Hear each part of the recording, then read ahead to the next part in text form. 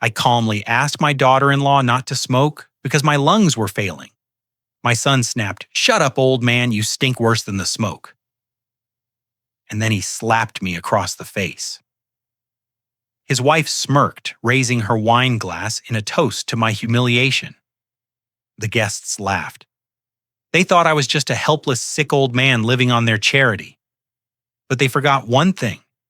They forgot who actually paid for the roof over their heads. I checked my watch. 10 minutes. That was all the time they had left before their entire world crumbled. Before I tell you how I destroyed their ego, tell me in the comments where you are watching from. Hit like and subscribe if you believe respect is non-negotiable. My name is Bernie Kowalsski. I am 68 years old, and for the last 40 years, I built an empire of asphalt and diesel.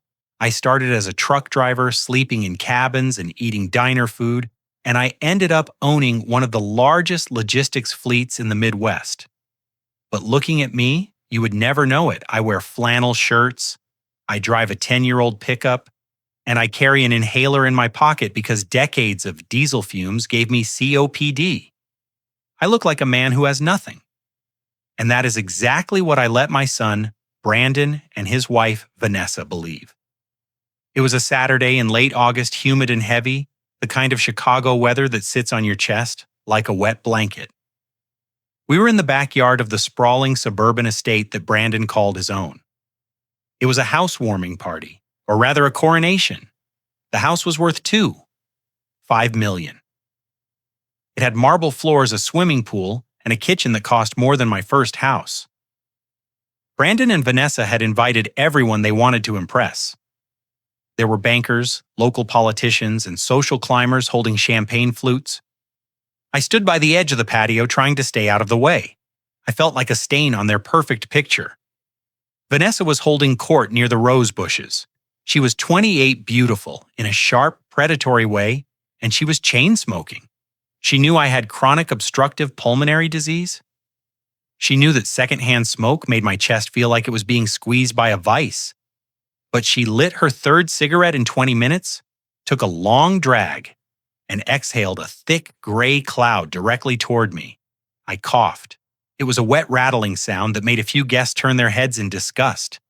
I took a step back, pulling my inhaler from my pocket, but the smoke followed me. It clung to the humid air. "Vanessa," I said, my voice raspy and weak.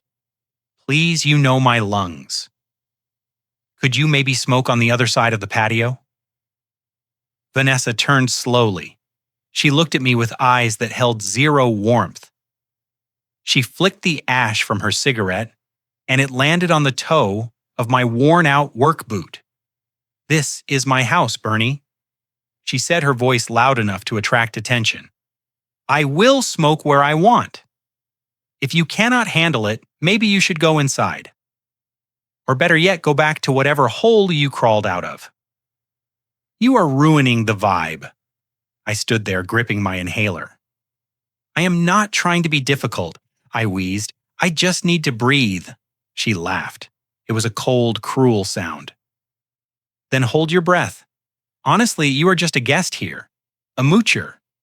You contribute nothing to this household, so you have no right to make demands." That was when Brandon walked over. My son, the boy I had put through private schools, the boy I had shielded from the hard labor I had endured. He was wearing a suit that cost $3,000, holding a glass of scotch. He saw his wife looking annoyed, and he saw me coughing. He did not ask if I was okay. He did not offer me water. "What is the problem now?" Brandon asked, glaring at me. "Your father is trying to police me in my own backyard," Vanessa said, playing the victim perfectly. "He is making a scene about the smoke." Brandon turned on me. His face was red, flushed with alcohol and arrogance. "Dad, seriously, you are going to embarrass me in front of my investors." "I am not trying to embarrass you, son," I said, fighting for air. "I just asked her to move downwind." "Shut up," Brandon snapped. "Just shut up." "You are always complaining. You are always sick. You know what? Oh, you stink worse than the smoke." You smell like old medicine and failure. Do not ever speak to my wife like that again." He stepped closer, invading my personal space, looming over me. The guests had gone silent. The music seemed to stop. Everyone was watching the successful young CEO put his decrepit father in his place. "Brandon," I said, trying to maintain my dignity, "I bought this how?" He didn't let me finish. He swung his hand and slapped me. It wasn't a playful tap. It was a full-force strike across my face. The sound was like a whip crack. The force of it knocked me off balance. I stumbled back and fell into one of the expensive wicker chairs. My inhaler skittered across the patio stones. My cheek burned. My ear rang. But the physical pain was nothing compared to the ice-cold shock in my chest. My son had hit me. He had struck the man who taught him to walk, the man who paid for every single thing he owned. There was a gasp from the crowd, but nobody moved to help me. Nobody stepped forward. They just watched eyes wide, mixing horror with a twisted kind of entertainment. Vanessa smirked. She looked down at me with pure triumph, took another drag of her cigarette, and blew the smoke directly into my face as I lay in the chair. "Get him out of here," Vanessa said to Brandon. "He is killing the mood." Brandon adjusted his cuffs, looking at the guests with a practiced, apologetic smile. "I am so sorry, everyone. My father he is not well. The dementia, he gets aggressive. We are handling it." Dementia. That was their narrative. That was the lie they were building to bury me. I sat up slowly. I did not scream. I did not cry. I reached down and picked up my inhaler. I took a deep puff, letting the medicine open my airways. Then I reached into my other pocket and pulled out my old battered flip phone. I did not look at Brandon. I did not look at Vanessa. I looked at the time. It was 7:42 p.m. I opened a text message thread with a contact listed only as Mr. Blackwood. I typed 3 words and 2 numbers. "Execute Article 66. I hit send. Then I closed the phone and put it back in my pocket. I sat there in the wicker chair watching them. Brandon and Vanessa had already turned back to their guests. They were laughing now, the tension breaking as they refilled glasses. They thought it was over. They thought they had exerted their dominance. Brandon wrapped his arm around Vanessa's waist and she whispered something in his ear that made him chuckle. They looked like the kings of the world. I sat and waited. 1 minute passed. Vanessa lit another cigarette. 2 minutes. Brandon shook hands with a man I recognized as a local banker, probably bragging about his assets. Assets that did not exist. 5 minutes. I watched the smoke rise into the evening sky. My cheeks still throbbed, a steady rhythmic pulse of pain that kept me focused. They ignored me completely. To them, I was just a piece of furniture, a broken thing to be discarded once the party was over. I saw Vanessa point at me and roll her eyes to her friend. I saw the friend giggle. They were celebrating their cruelty. They felt safe. They felt untouchable in their castle. 8 minutes. I saw the headlights first. They swept across the tall hedges that lined the driveway. It wasn't just one car, it was a convoy. 9 minutes. The sound of heavy tires on gravel crunched over the music. The guests near the side gate started to turn around, confusion rippling through the crowd. 10 minutes. The music cut out completely. The side gate to the backyard was thrown open with a metallic clang. Brandon spun around furious. "Who the hell is driving on my lawn?" he shouted, marching toward the gate. "This is private property." But he stopped dead in his tracks. Entering the yard was not a lost delivery driver. It was a phalanx of men in dark uniforms. On their chests in bold yellow letters was the word security. They were big men, stone-faced and moving with military precision. Behind them walked a man in a charcoal suit carrying a leather briefcase. It was Mr. Blackwood. Brandon looked confused, then angry. He puffed out his chest. "Who are you? Get out of here before I call the police." Mr. Blackwood ignored him. He walked straight past Brandon, straight past Vanessa, and came to a stop in front of me. The guests parted like the Red Sea. Mr. Blackwood looked at me sitting in the chair with my red cheek and my flannel shirt. Mr. Kowalski Blackwood said, his voice cutting through the silence. "We received the signal. Are you injured?" I stood up. I dusted off my pants. "Yes," I said calmly. "I was assaulted and the terms of the agreement have been violated." Brandon stormed over, grabbing Blackwood's shoulder. "Hey, I'm talking to you. Who do you think you are talking to? My father. I am the owner of this house." Blackwood turned. He removed Brandon's hand from his shoulder with a slow, deliberate movement that suggested extreme danger. He looked at Brandon with the kind of boredom a shark might have for a minnow. "You own nothing," Mr. Brandon Blackwood said. What Brandon laughed, a nervous, high-pitched sound. "Are you crazy? My name is on the deed." Blackwood opened his briefcase. He pulled out a thick document bound in blue paper. He held it up for the guests to see.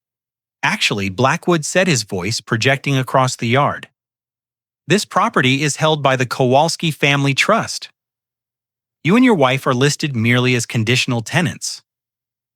Vanessa pushed forward her cigarette, burning down to the filter. "That is a lie. Bernie gave us this house." "It was a gift."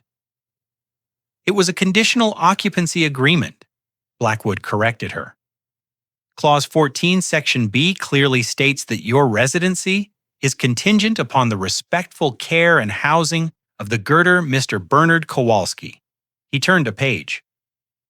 And Clause 66 states that any act of physical violence, verbal abuse, or endangerment of the girder's health results in the immediate termination of the teeny and immediate eviction. Brandon's face went pale. He looked at me. "Dad, what is this?" "Tell him to leave." I looked at my son. The mark of his hand was still hot on my face. I looked at Vanessa, who was staring at the security guards with her mouth open. "You broke the contract, Brandon," I said. "I asked you to stop the smoke. You slapped me. You terminated your own lease." "This is insane," Brandon shouted. "You can't evict us. We have rights. We have guests." Blackwood snapped his fingers. Two of the security guards stepped forward. "Mr. Kowalski has invoked the immediate eviction protocol," Blackwood said coldly. "The locks are already being changed. Your assets inside the house have been frozen pending an audit of the trust's funds." "You have 5 minutes to vacate the premises." "Audit," Vanessa screeched. "What audit?" "We are aware of the misappropriation of funds," Mrs. Kowalski Blackwood said, "but that is a matter for the lawyers tomorrow. Tonight you leave." "Now wait a minute." Brandon lunged toward me, his fists balled. "You senile old." He never reached me. One of the security guards intercepted him, grabbing his arm and twisting it behind his back. Brandon yelped in pain, forced to his knees on the expensive patio stones he was so proud of. "Let him go," Vanessa screamed, rushing forward. But another guard blocked her path, standing like a wall of concrete. The guests were backing away, phones out, recording everything. The humiliation was total. The king and queen of the suburbs were being dethroned in real time. "Get them out," I said. I didn't shout. I didn't have to. The guards hauled Brandon to his feet. He was struggling, shouting threats, shouting that he would sue, that he would kill me. They dragged him toward the gate. Vanessa was escorted behind him, still holding her wine glass, until a guard gently took it from her hand and set it on a table. "I am not leaving without my purse," Vanessa shrieked. "My keys, your car is leased by the company," Blackwood said. "That lease has also been terminated. You can walk." I watched them. I watched my son and his wife being frog marched out of their own party. They were kicking and screaming, looking back at me with eyes full of hatred and confusion. They passed the bankers and the socialites, who were now whispering and pointing. They were thrown out onto the street, the heavy iron gate slamming shut behind them with a finality that echoed in my bones. The party was over. The guests, realizing the free champagne was about to stop, began to scurry toward the exits, avoiding eye contact with me. Within minutes, the backyard was empty. I stood alone in the silence. I took a deep breath. The air was clearing. The smoke was gone. Mr. Blackwood walked over to me. "The house is secure, sir. The locks are changed. We have a team sweeping for any other unauthorized occupants. Do you want us to call the police regarding the assault?" "No," I said, "not yet. Let them simmer tonight." I walked over to the sliding glass doors and entered the house. It was cool inside, quiet. I walked through the massive living room with its white leather sofas that I was never allowed to sit on because my clothes were too dirty.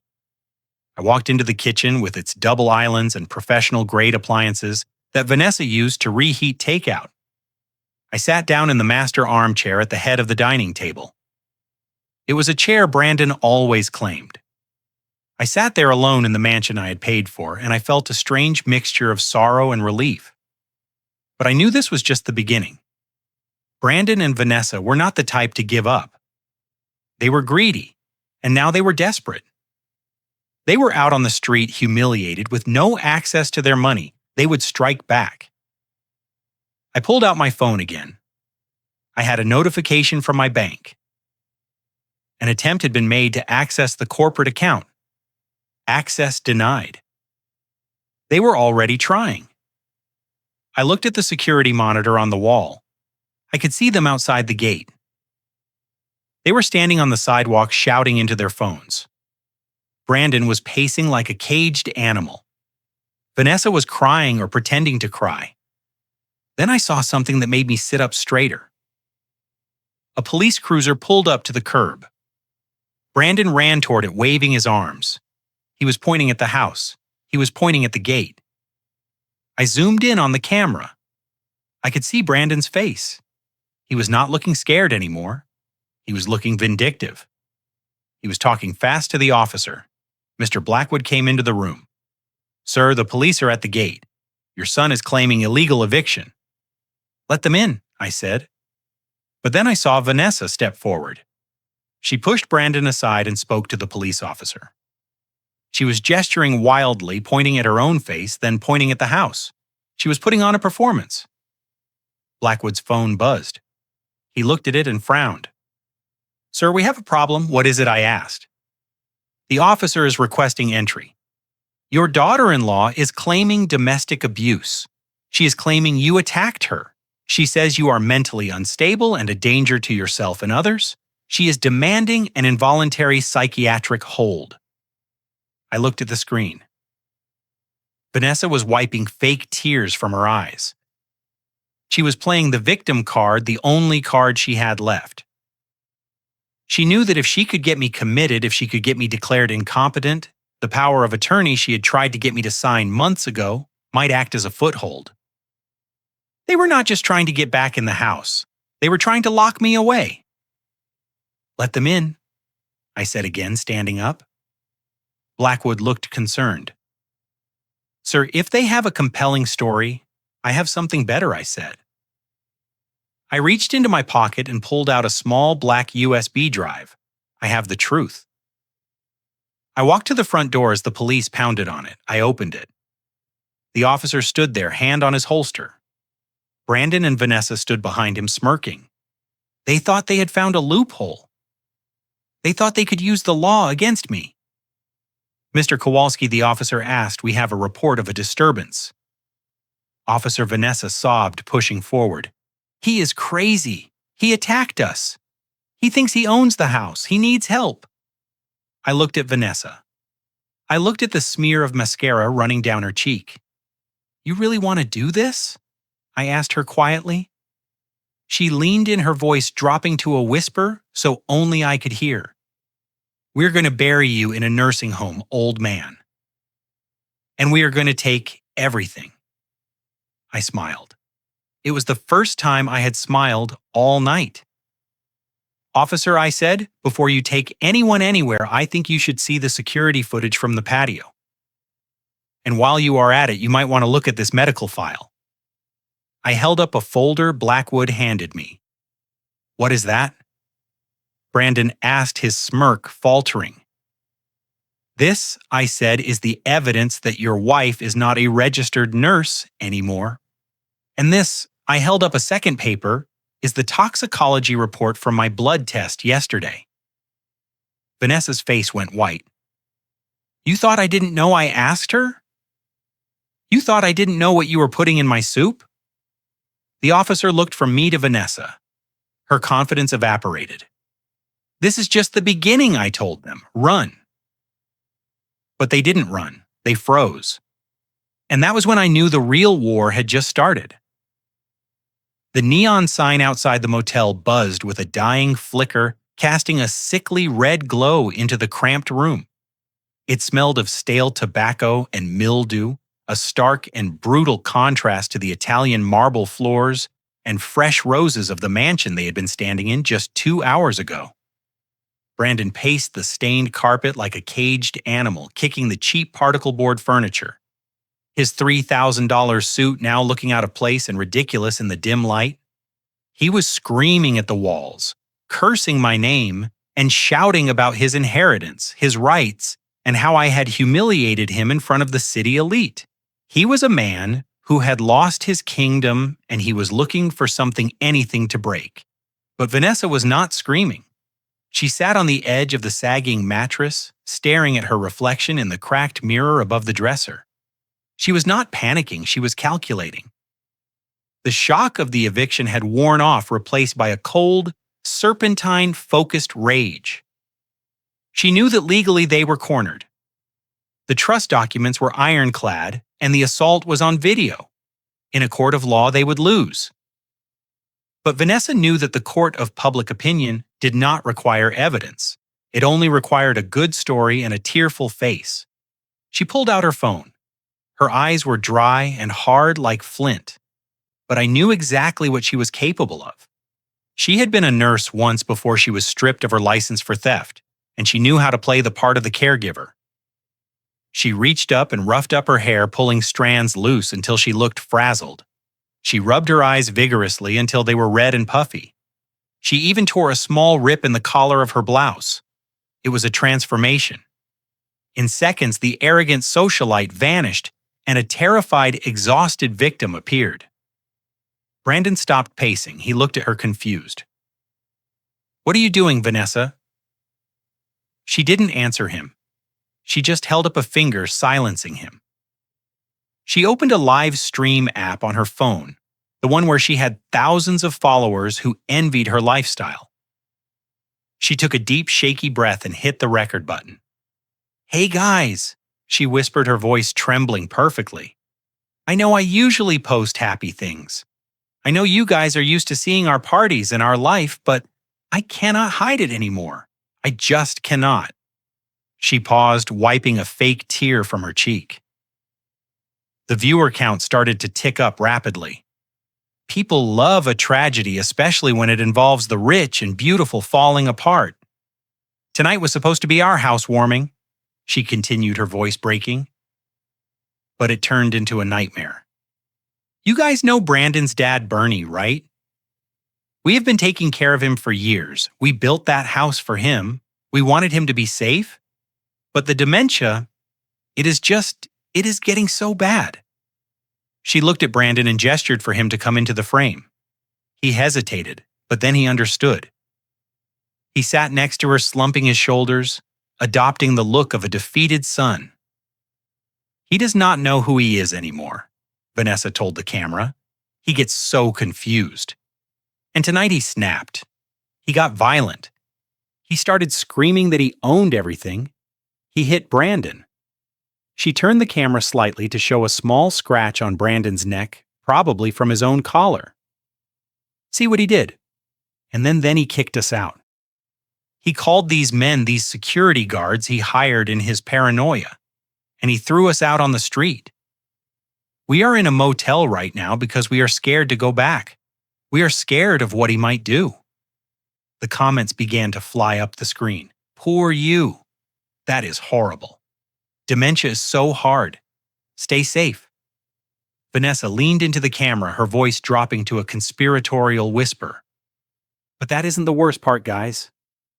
And this is really hard for me to say, but I think you need to know why we are really scared. It is not just the violence, it is the way he looks at me. She shuddered a theatrical full-body tremor.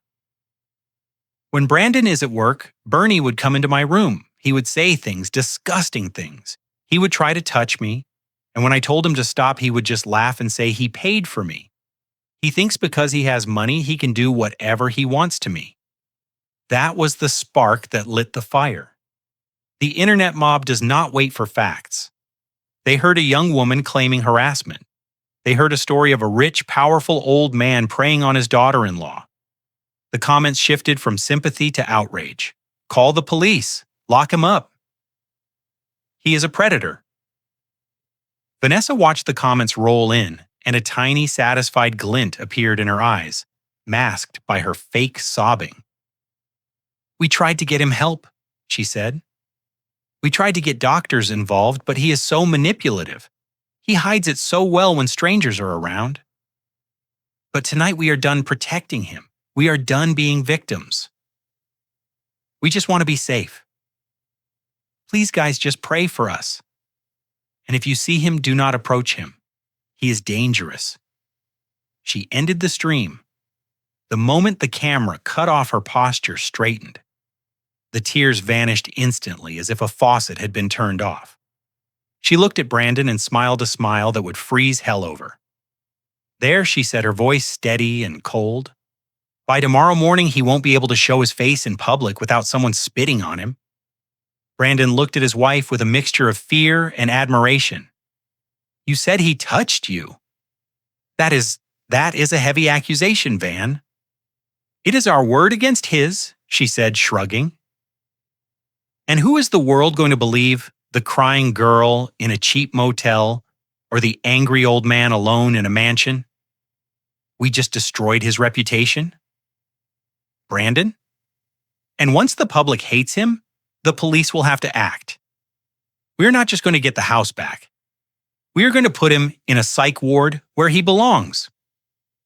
They sat back in the dim red light of the motel room, watching the view count on the archived video audio climb higher and higher. 10,000 views.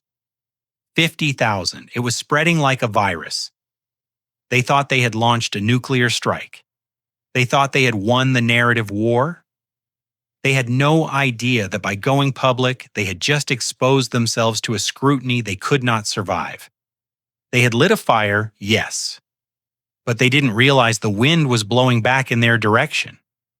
I sat in my study miles away watching the same video on my tablet, my lawyer, Mr. Blackwood, standing silently beside me. I watched her lies. I watched the world turn against me. And I simply reached for the file that contained the truth about Vanessa's nursing license. The war had moved from the physical to the digital, and I was ready to return fire. The pounding on the heavy oak door was not a request, it was a command. It reverberated through the empty hallways of the mansion, a sharp, authoritative rhythm that signaled the arrival of the state. I did not need to look at the security monitor to know who was standing on my front porch. I had been expecting them for hours. The viral video had done its work. The internet mob had screamed for intervention, and now the machinery of the system had arrived to grind me down. I sat in the high-backed leather chair in the study, my hands folded calmly in my lap. I was not hiding in the dark. I had turned on every light in the house.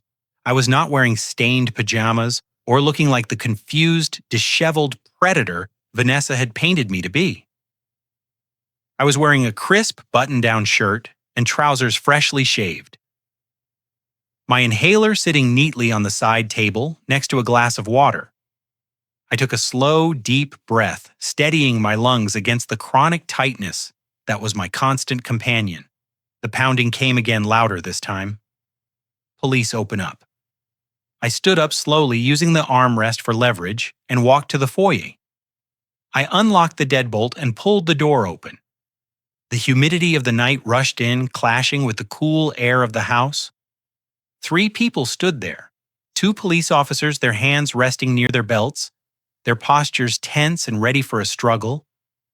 Between them stood a woman in a beige raincoat, holding a clipboard and a tablet. She had the tired, hardened look of someone who had seen too many broken homes.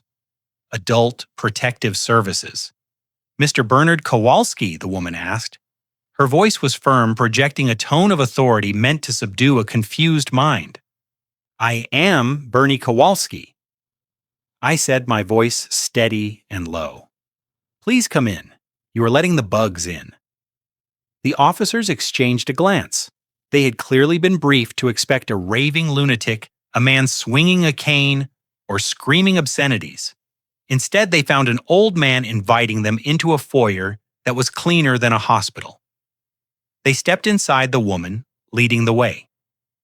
"Mr. Kowalski, I am Case Manager Sarah Jenkins with Adult Protective Services. These are Officers Miller and Davis. We are here to conduct a welfare check based on multiple urgent reports regarding your safety and the safety of others." "You mean the video," I said, closing the door behind them. "The one where my daughter-in-law is crying in a motel room." Jenkins narrowed her eyes. "We are aware of the video, sir. We are also reacting to a formal complaint filed this evening alleging domestic battery and severe cognitive decline resulting in dangerous behavior. Under the circumstances, we have the authority to place you under an emergency psychiatric hold for evaluation, an emergency hold." That was the legal term for dragging me out of my home in handcuffs and locking me in a padded room for 72 hours. It was exactly what Brandon and Vanessa wanted. Once I was in the system labeled as incompetent, they could petition the courts for emergency guardianship. They could seize the house. They could seize the accounts. It was a terrifyingly efficient trap, I understand. I said, "You have a job to do. But before you put me in the back of your car, Miss Jenkins, I would invite you to sit down. I have coffee brewing, and I have some reading material that I believe will clarify the situation." "We are not here for coffee," Sir Officer Miller said, stepping forward. "We need to ascertain if you are a threat. Do you have any weapons on you?" "Only the truth," I said, and in my experience, that is usually enough. I turned my back on them and walked toward the dining room. It was a calculated risk. If they thought I was fleeing, they would tackle me. But I moved with a deliberate, slow purpose. I heard their footsteps following me. I gestured to the long mahogany dining table. It was empty except for two neat stacks of documents, one bound in a blue folder, the other in a red one. "Please," I said, sitting at the head of the table. "Sit."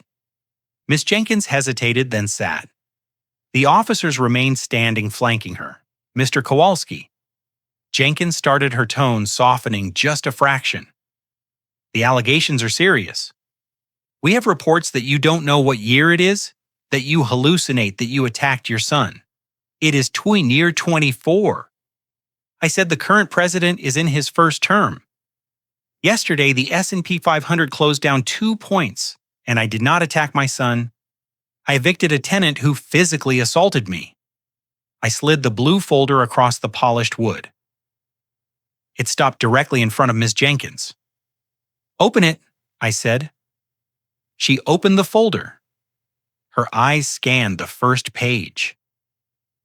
It was a comprehensive cognitive evaluation from Dr. Aris, one of the most respected neurologists in Chicago.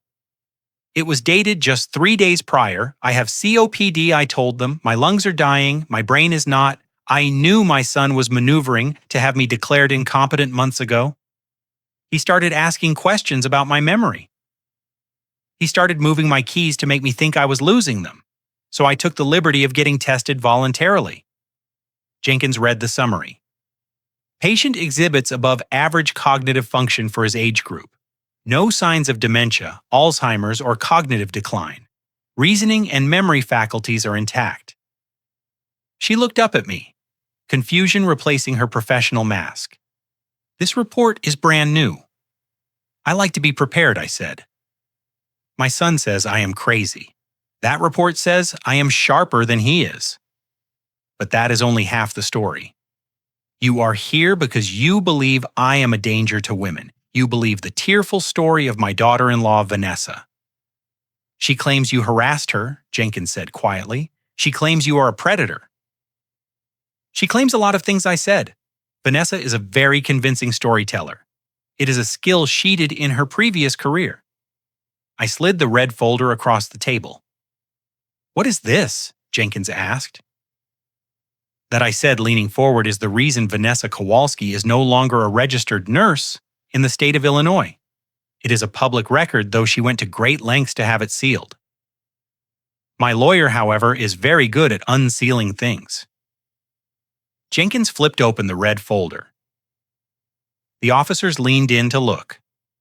It was a disciplinary hearing record from the state nursing board dated 4 years ago. You will see.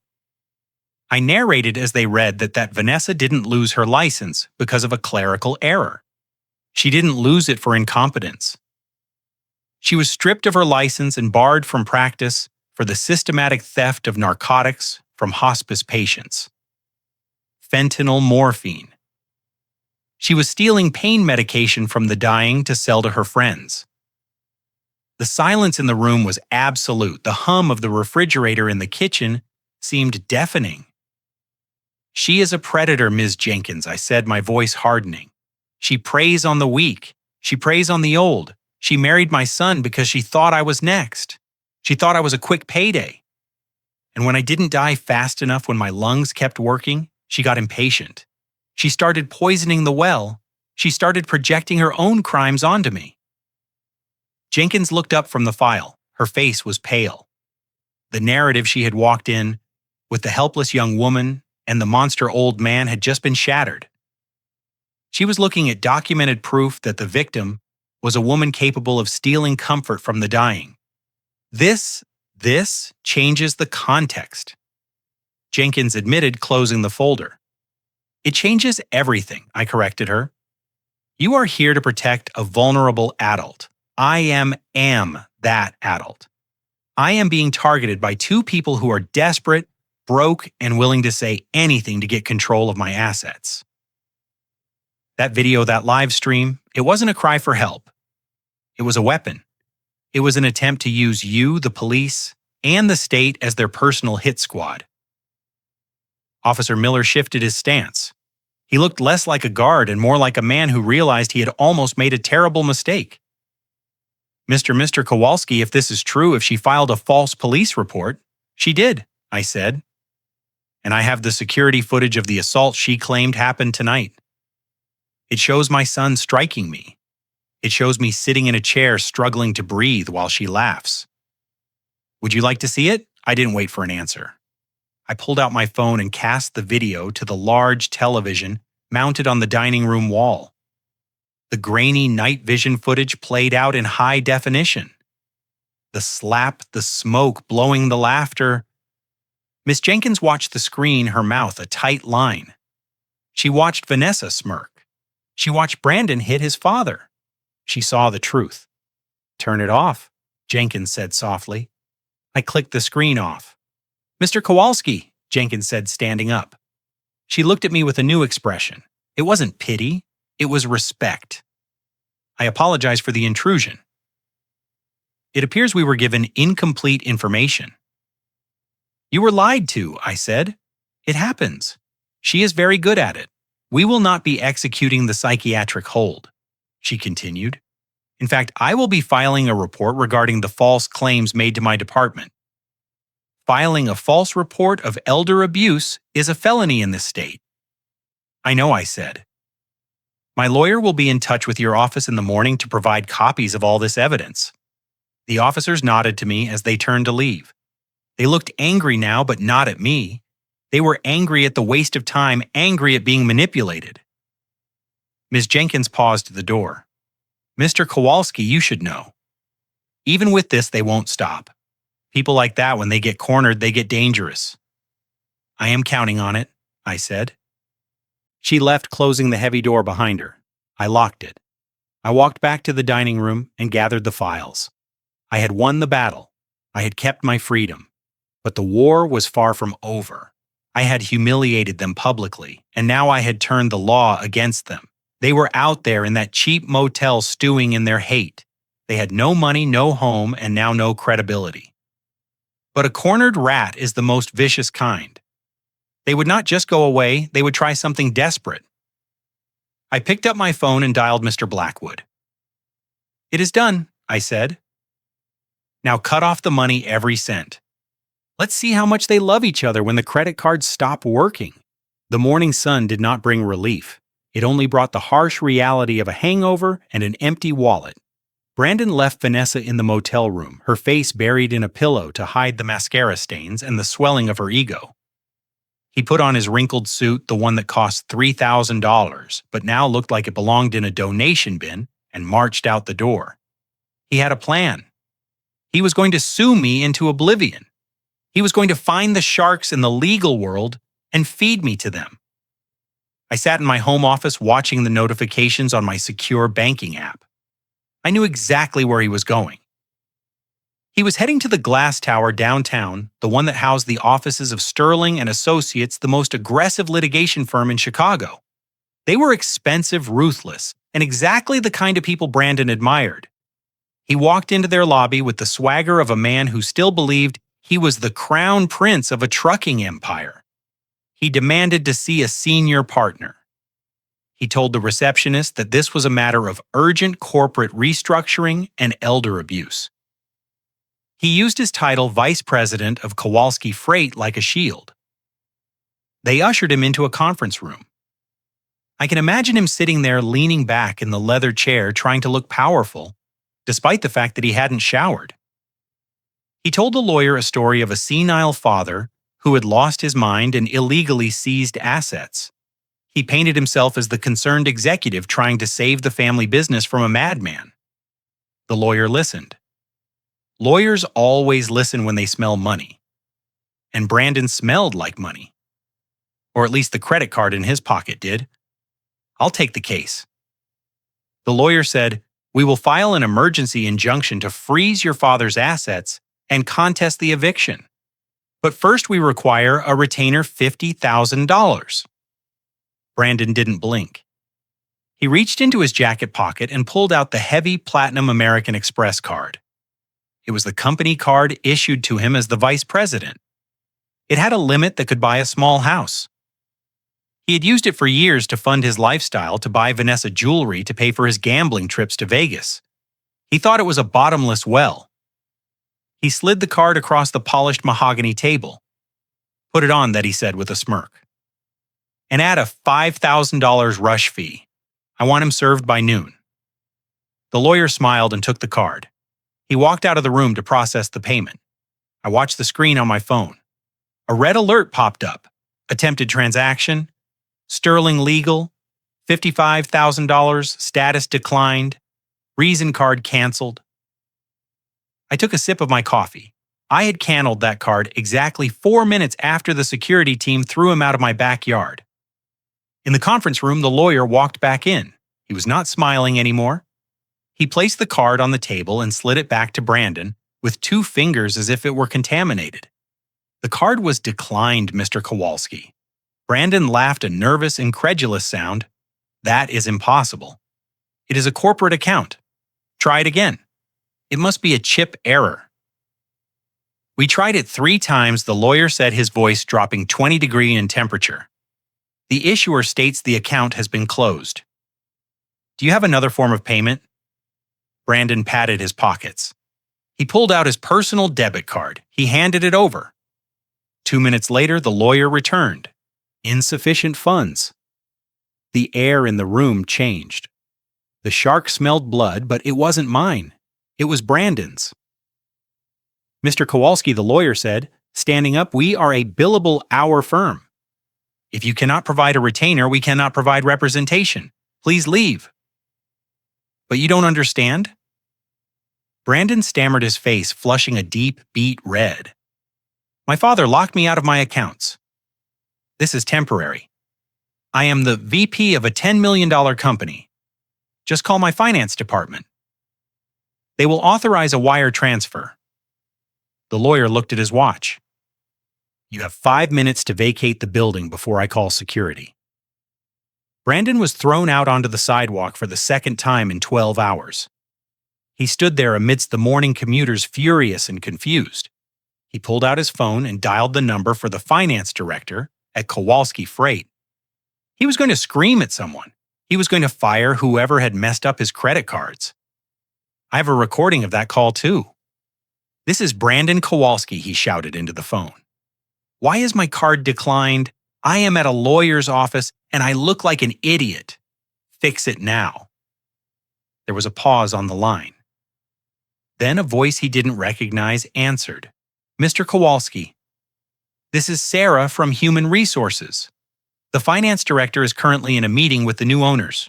"New owners?" Brandon whispered. The phone almost slipped from his sweaty hand. "What new owners? Kowalski Freight was acquired this morning at 8 a.m. Sarah said, her voice professional and detached. The acquisition was finalized by the majority shareholder, Mr. Bernard Kowalski. All executive accounts have been frozen pending the transition. I sold it. I sold the company I built with my bare hands. I sold it to my biggest competitor for a fair price, not because I wanted to retire, but because I needed to cut the cord. As long as I owned the company, Brandon thought he had a future. He thought he had a safety net. I had to burn the net. But I am the vice president." Brandon screamed. "You can't sell it without telling me. Actually, Sarah said your position was terminated as part of the sale agreement. Your access to the building has been revoked. And Mr. Kowalski, there is one more thing," what Brandon snapped. "The new owners have initiated a forensic audit of the books starting with your department. A process server is on his way to your last known address with a notice of investigation regarding $500,000 in unauthorized withdrawals over the last 18 months. The line went dead. Brandon stood on the busy street corner, the phone pressed to his ear, listening to the silence. $500, $1,000, the gambling debts, the online poker, the money he had siphoned off, thinking I was too old and too stupid to notice the discrepancies in the ledgers. I had noticed. I had tracked every cent. I had just been waiting for the right moment to pull the trigger. He dropped the phone to his side. He looked at the glass reflection of the building. He wasn't a vice president anymore. He wasn't a millionaire in waiting. He was unemployed, broke, and facing a felony embezzlement charge. He had tried to use my money to destroy me. Now he didn't have enough money to buy a sandwich. I put my phone down on my desk. The financial strangulation was complete. He had no lawyers, he had no job, he had no company, and soon the auditors would be handing their findings to the district attorney. But I knew Brandon, he wouldn't see this as a consequence of his own greed. He would see it as an act of war. He would go back to that motel room and he would tell Vanessa that I had stolen his birthright. And Vanessa, desperate and vicious, would realize that the legal route was dead. She would realize that the only way to get the money now was to stop me from testifying, to stop me from breathing. They were cornered animals now, and cornered animals do not surrender, they attack. I checked the security system on the old estate house one more time, ensuring the cameras were recording. I had set the stage. Now I just had to wait for them to walk into the final trap. The envelope sitting on the mahogany desk was thin, innocent looking, the kind you might expect to contain a utility bill or a birthday card. But the look on Miller's face told me otherwise. Miller was a private investigator who had spent 20 years in the Chicago police force before the red tape choked him out. He was a man who had seen bodies pulled from the river and crime scenes that would make a statue weep. He did not rattle easily. But tonight, sitting in my study with the rain drumming against the reinforced glass, he looked pale. He looked at me not as a client, but as a man who had just walked out of a burning building without realizing his coat was on fire. "Read it?" Miller said, his voice rougher than usual. I reached for the envelope. My hand had a slight tremor. For months I'd blamed it on the COPD, on the lack of oxygen reaching my brain. I'd blamed my fatigue, my confusion, and the sudden bouts of nausea on the fact that I was pushing 70.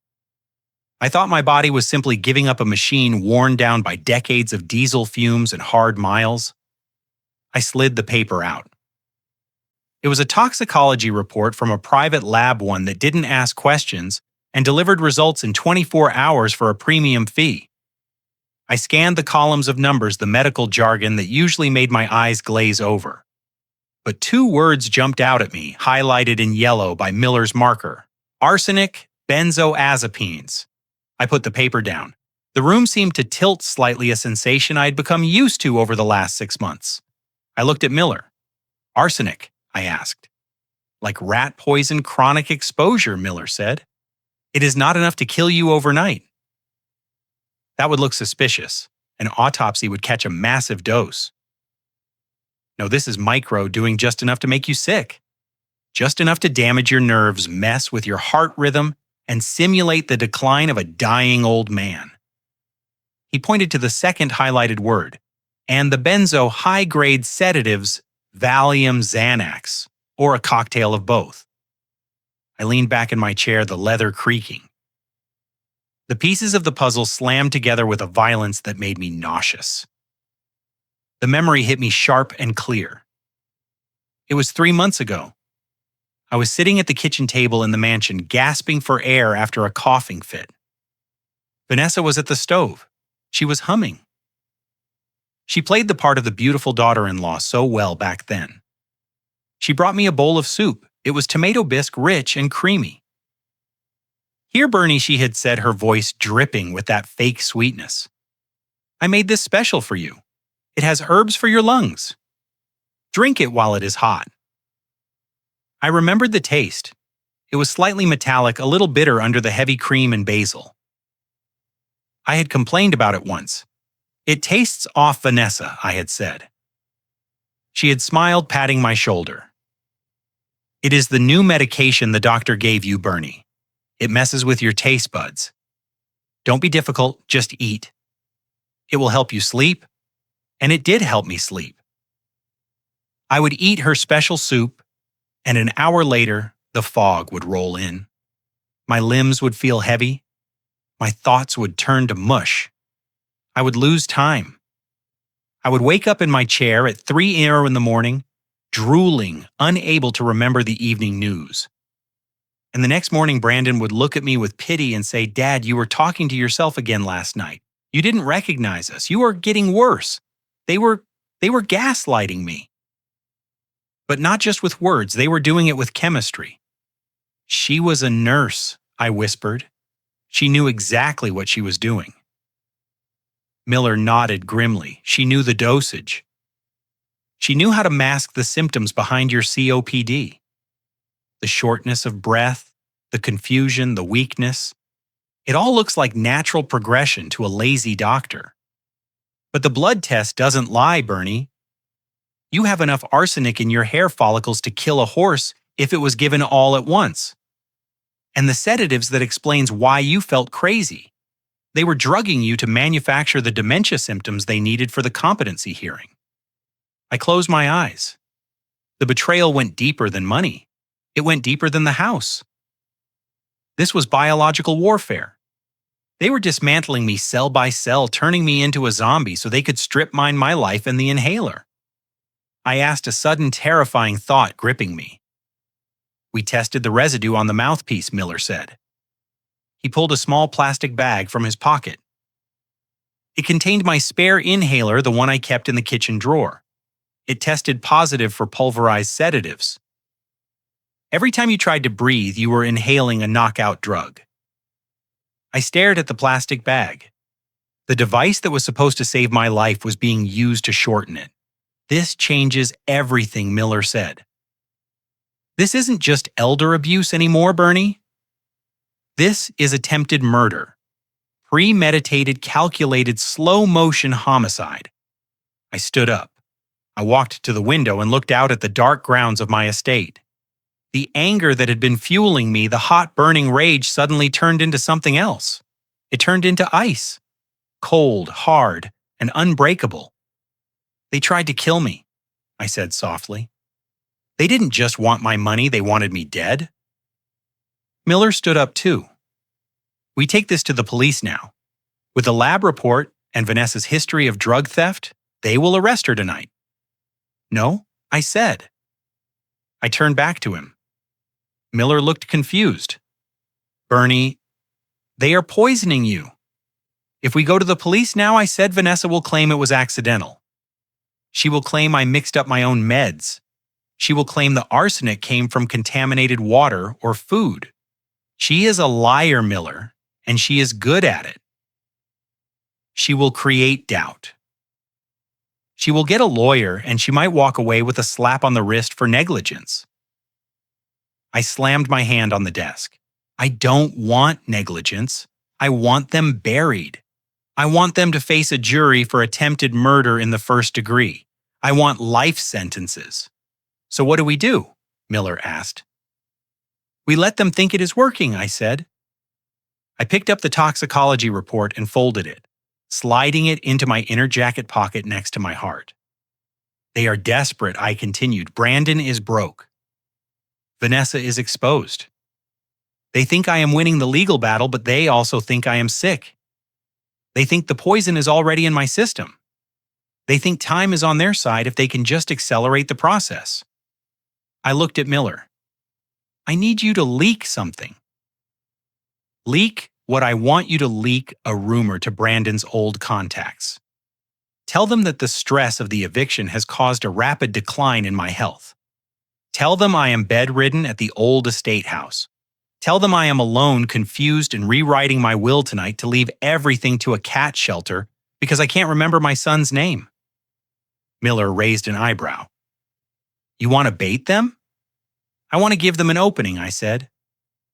"Vanessa knows the poison takes time, but if she thinks I am changing the will, if she thinks the money is about to disappear forever, she won't wait for the arsenic to work. She will get impatient. And when they get impatient," Miller finished, "they get sloppy." Exactly. I walked over to the wall monitor that showed the security feeds. The house was a fortress, but every fortress has a gate. "I am going to fire the night security team tomorrow." I said, "I am going to leave the back gate unlocked. I am going to sit in this chair, alone in the dark. Bernie, that is suicide." Miller said if they come, they won't come to talk. They will come to finish the job. I patted my pocket where the report lay. "I know. That is why you and the police will be in the safe room downstairs watching on the monitors. We need to catch them in the act. We need them to break in. We need them to come for me with intent." Miller looked at me for a long moment. He saw the resolve in my eyes. He saw the trucker who had stared down blizzards and unions and mobsters in the 80s. "You are playing a dangerous game," Old Man Miller said. I smiled a thin, cold expression. "I am not playing, Miller. I am hunting." I sat back down and picked up my pen. I had one more document to draft, a fake will, one that would be sitting right here on the desk waiting for them, a piece of cheese for the rats. "Go," I told Miller. "Spread the word. Tell them Bernie Kowalski is dying and he is giving away the empire." Miller nodded and left the room. I was alone again. I touched my chest. My lungs wheezed a familiar, painful sound. But for the first time in years, I knew it wasn't just the dust and the smoke, it was them. I looked at the photo of Brandon on the bookshelf, a picture from his graduation. He looked so proud, so innocent. I took the photo frame and placed it face down on the shelf. That boy was dead. The man who replaced him was a stranger who tried to stop my heart with soup and inhalers. I turned off the desk lamp, plunging the room into shadow. Let them come. I was ready. The air conditioner in the motel room rattled like a dying engine, spitting out lukewarm air that smelled of wet dust and despair. It was the only sound in the room for a long time. Brandon sat on the edge of the bed, staring at his phone. The screen was cracked a spiderweb fracture from when he had thrown it against the wall an hour ago. He was trying to order a pizza, a simple pepperoni pizza, but the app kept rejecting his payment. Insufficient funds account frozen card declined. The digital red letters mocked him. He looked up at Vanessa. She was standing by the window, peering through the gap in the heavy curtains, watching the parking lot as if she expected the FBI to kick down the door at any second. She was chain-smoking again, filling the small room with a blue haze that made Brandon's eyes water. "We have $12. Brandon said, his voice hollow. "That is it, Vanessa. $12 in cash. I can't even buy us dinner." Vanessa didn't turn around. She took a long drag and exhaled slowly, the smoke hitting the glass. "Then stop whining and figure it out, Brandon. You are supposed to be the man. You are the vice president. Fix it." "I am not the vice president anymore," Brandon shouted, standing up. The sudden movement made him dizzy. He hadn't eaten a real meal in 24 hours. "I am a fugitive, Vanessa. I am being investigated for embezzlement because you said nobody would notice the withdrawals. You said my dad was too sick to check the books. He was supposed to be sick." Vanessa snapped, spinning around to face him. Her eyes were wild-rimmed with red. She looked like a cornered animal, beautiful and dangerous. He was supposed to be confused. He was supposed to be dying. You said he was weak. You said he was a pushover. "I didn't know he was tracking us," Brandon said, pacing the small space between the bed and the bathroom. "I didn't know he had a private investigator. And that video van, that live stream, it ruined us. Everyone knows. My friends, my old frat brothers, they are all blocking my number. You said the crying act would work. You said the public would be on our side. It would have worked if your father hadn't pulled my nursing record," she hissed. "Who keeps a disciplinary file from 4 years ago? He has been planning this. He played us Brandon. He sat in that big house and laughed at us." She walked over to the dresser and picked up the last bottle of water. She drank it greedily, not offering him a drop. "We need to leave," Brandon said. "We need to take the car and go to another state. Maybe we can start over." "With what money?" Vanessa laughed, a harsh, barking sound. "Gas costs money, Brandon. Food costs money. And you think we can just run you embezzled $500,000? They will find us. We will be living in a trailer park within a week, waiting for the cops to drag us in. Is that what you want? Is that the life you promised me? I promised you." Brandon stopped pacing. He looked at his wife. He looked at the woman he had stolen for the woman he had betrayed his father for. "I gave you everything, Vanessa. I bought you the car. I bought you the clothes. I put a roof over your head. I did everything you asked. And look where it got us," she sneered, gesturing around the filthy room. "A Motel 6 on the highway? You are useless, Brandon. You are weak. You couldn't even stand up to an old man with bad lungs." Brandon felt something cold settle in his stomach. It was a realization he had been pushing away for months, ever since they got married. He looked at her, really looked at her, and saw the contempt in her eyes. "Do you even love me?" he asked. The question hung in the stale air, Seuss, heavy and pathetic. Vanessa looked at him. She didn't blink. She didn't soften. She walked over to him, invading his space, and looked him up and down with a sneer of pure disgust. "I loved the potential Brandon. I loved the penthouse. I loved the black card. I loved the idea of being the queen of Chicago logistics. But you..." She poked him hard in the chest with a manicured fingernail. "You were just a disappointed little boy waiting for daddy to die. And you couldn't even do that, right? You are a failure. And I don't love failures." The words hit him harder than a physical blow.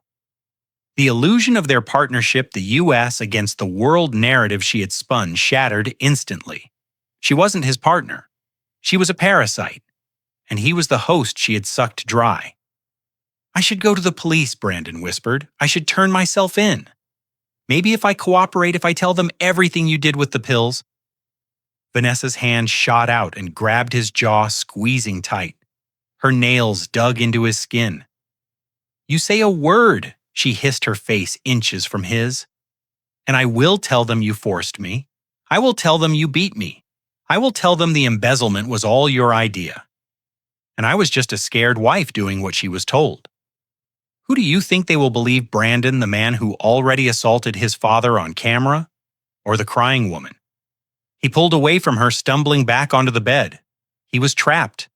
He was broke, hungry, and married to a monster.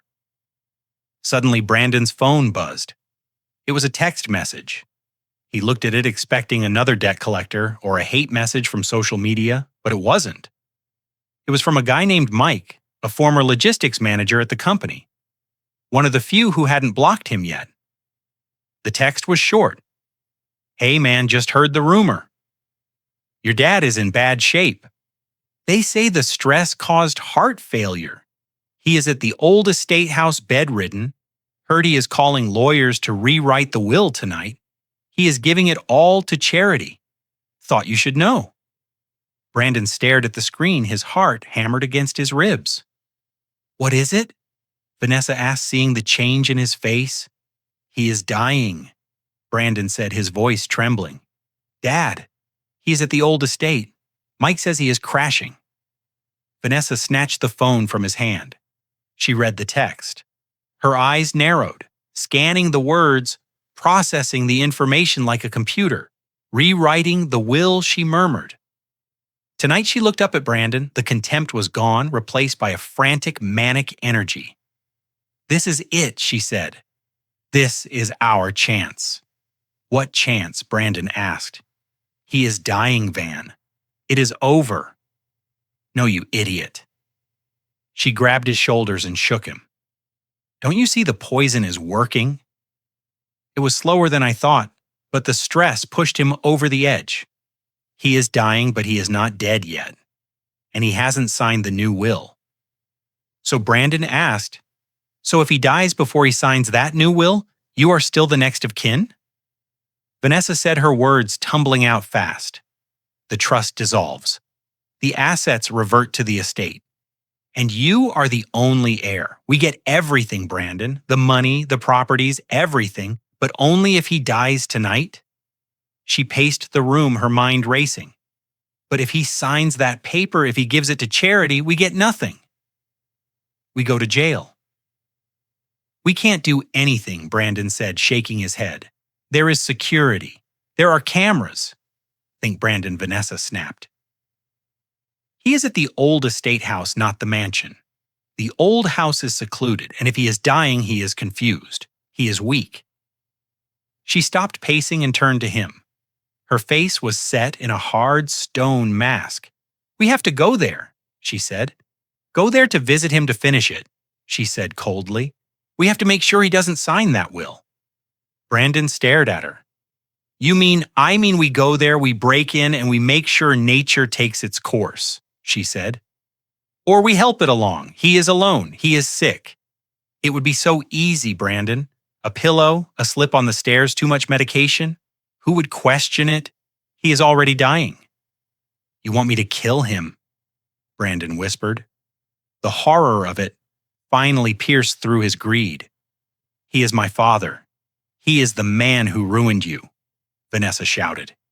He is the man who cut you off. He is the man who is sending you to prison. Do you want to go to prison, Brandon? Do you want to be someone's girlfriend in a cell for 10 years? Or do you want to be a millionaire? She grabbed his hands. She softened her voice using the manipulation tactics she had mastered over years. Baby, listen to me. We are so close. We suffered so much. We deserve this. Just one night, one act, and then we are free. We can go to Europe. We can buy a boat. No more debts. No more police. Just us. Rich and free. Brandon looked at her. He looked at the cracked phone. He thought about the audit. He thought about the humiliation. He thought about the $12 in his pocket. The hunger in his stomach gnawed at him, but the hunger for redemption, for power, was stronger. He stood up. The decision settled over him like a shroud. How do we get in? He asked. Vanessa smiled. It was a terrifying, victorious smile. "We take the back road," she said. "We park a mile out. We wear black and we take what is ours." She reached into her purse and pulled out a small, heavy object wrapped in a towel. She unwrapped it. It was a pistol, a small caliber handgun she had kept hidden from him for years. "Just in case," she said. Brandon looked at the gun. He looked at his wife. He realized then that there was no going back. They were not just thieves anymore. They were monsters. And tonight they would prove it. "Let's go," Brandon said. They left the motel room, leaving the $12 on the nightstand. They didn't need it. Where they were going, they would either have everything or they would have nothing at all. They walked out into the night, driving toward the old estate house, where I was waiting for them in the dark. They thought they were the hunters. They had no idea they were the prey. The rain had started to fall, a cold, miserable drizzle that slicked the asphalt of the long driveway leading up to the old estate house. This wasn't the suburban mansion where the party had been. This was the original homestead, a sprawling, creaking Victorian structure on 5 acres of woodland that I had bought 20 years ago. It was isolated, surrounded by tall pines and silence. It was the perfect place for a secret meeting or a murder. I stood on the front porch, my phone pressed to my ear. I made sure my voice was loud, carrying over the wind just in case anyone was listening, just in case Brandon still had friends on the payroll. "You are fired," I shouted into the phone. "All of you, I want the perimeter cleared immediately. I don't want to see a single security guard on this property in 10 minutes. I am handling my own business tonight." I hung up without waiting for a response. It was a lie. Of course, the security team wasn't being fired for incompetence. They were being dismissed to create a vacuum. I was removing the sheepdogs so the wolves would feel safe enough to approach the flock. I watched as the 2 patrol cars stationed at the gate turned on their lights and rolled away, their tires crunching on the wet gravel. The red tail lights faded into the mist. The gate was left wide open. The house was now defenseless.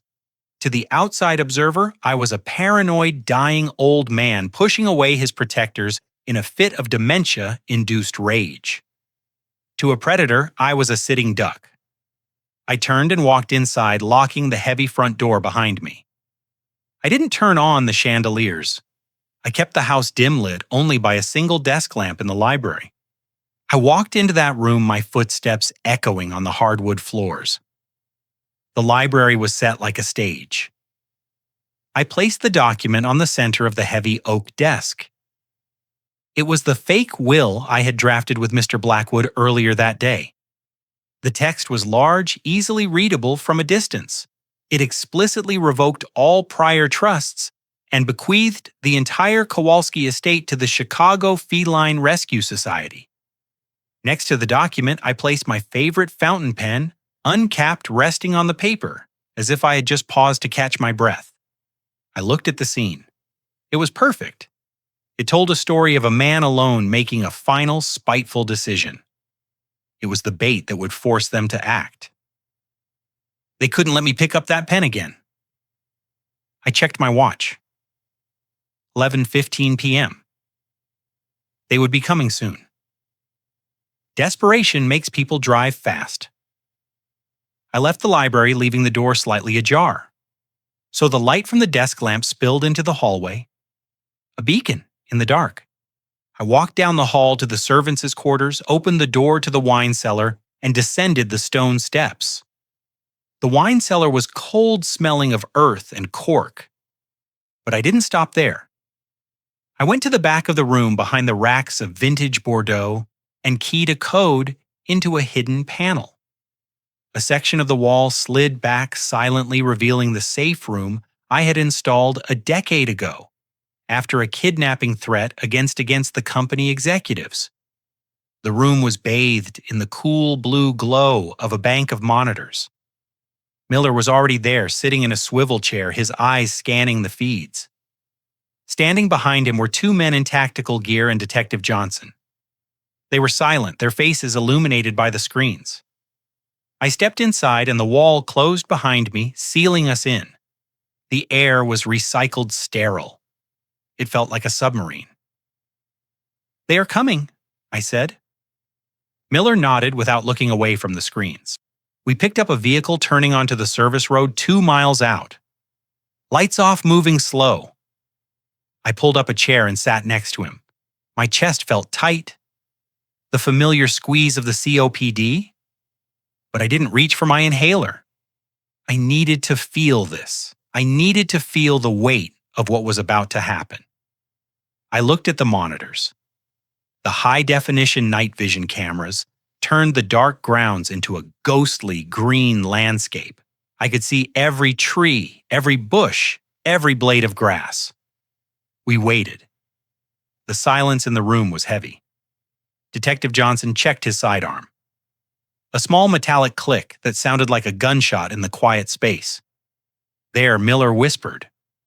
He pointed to the screen showing the east perimeter, the side of the property that bordered the dense woods. At first I didn't see anything, just the wind moving the branches, but then a shadow detached itself from the treeine. Then another 2 figures. They were dressed in dark clothes, hoodies pulled up. They moved with a jerky, nervous energy. They weren't professionals. They were amateurs fueled by adrenaline and greed. I zoomed in on the camera feed. The resolution was crisp enough to see their faces. It was them. Brandon was in the lead. He looked terrified. He was sweating, wiping his forehead with his sleeve, his eyes darting left and right. He held a flashlight but didn't turn it on. Vanessa was right behind him. She looked different. Her face was a mask of grim determination. She wasn't scared. She was hunting. She was the one pushing him forward, whispering in his ear, her hand gripping his arm. They reached the back patio. Brandon tried the handle of the French doors. Locked. I watched as Vanessa reached into her bag. On the screen, the object was black and heavy.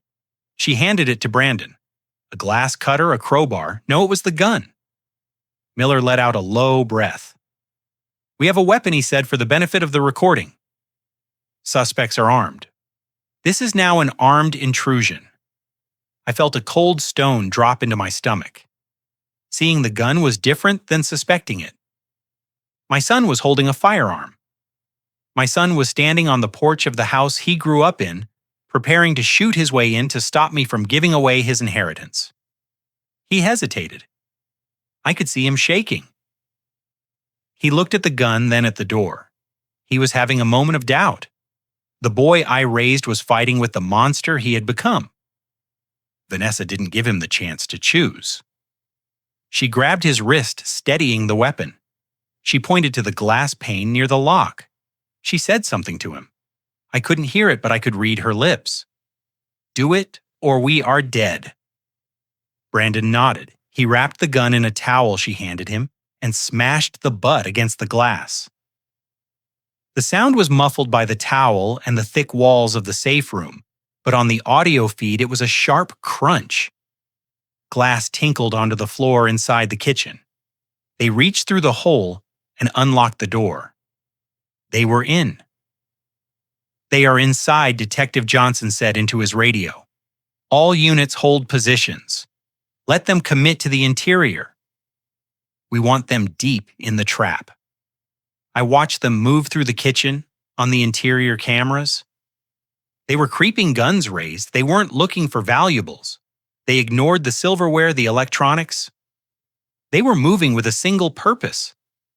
They were heading for the library. They passed the dining room. They passed the grand staircase. They were heading toward the light, toward the single desk lamp burning in the darkness. My heart hammered against my ribs.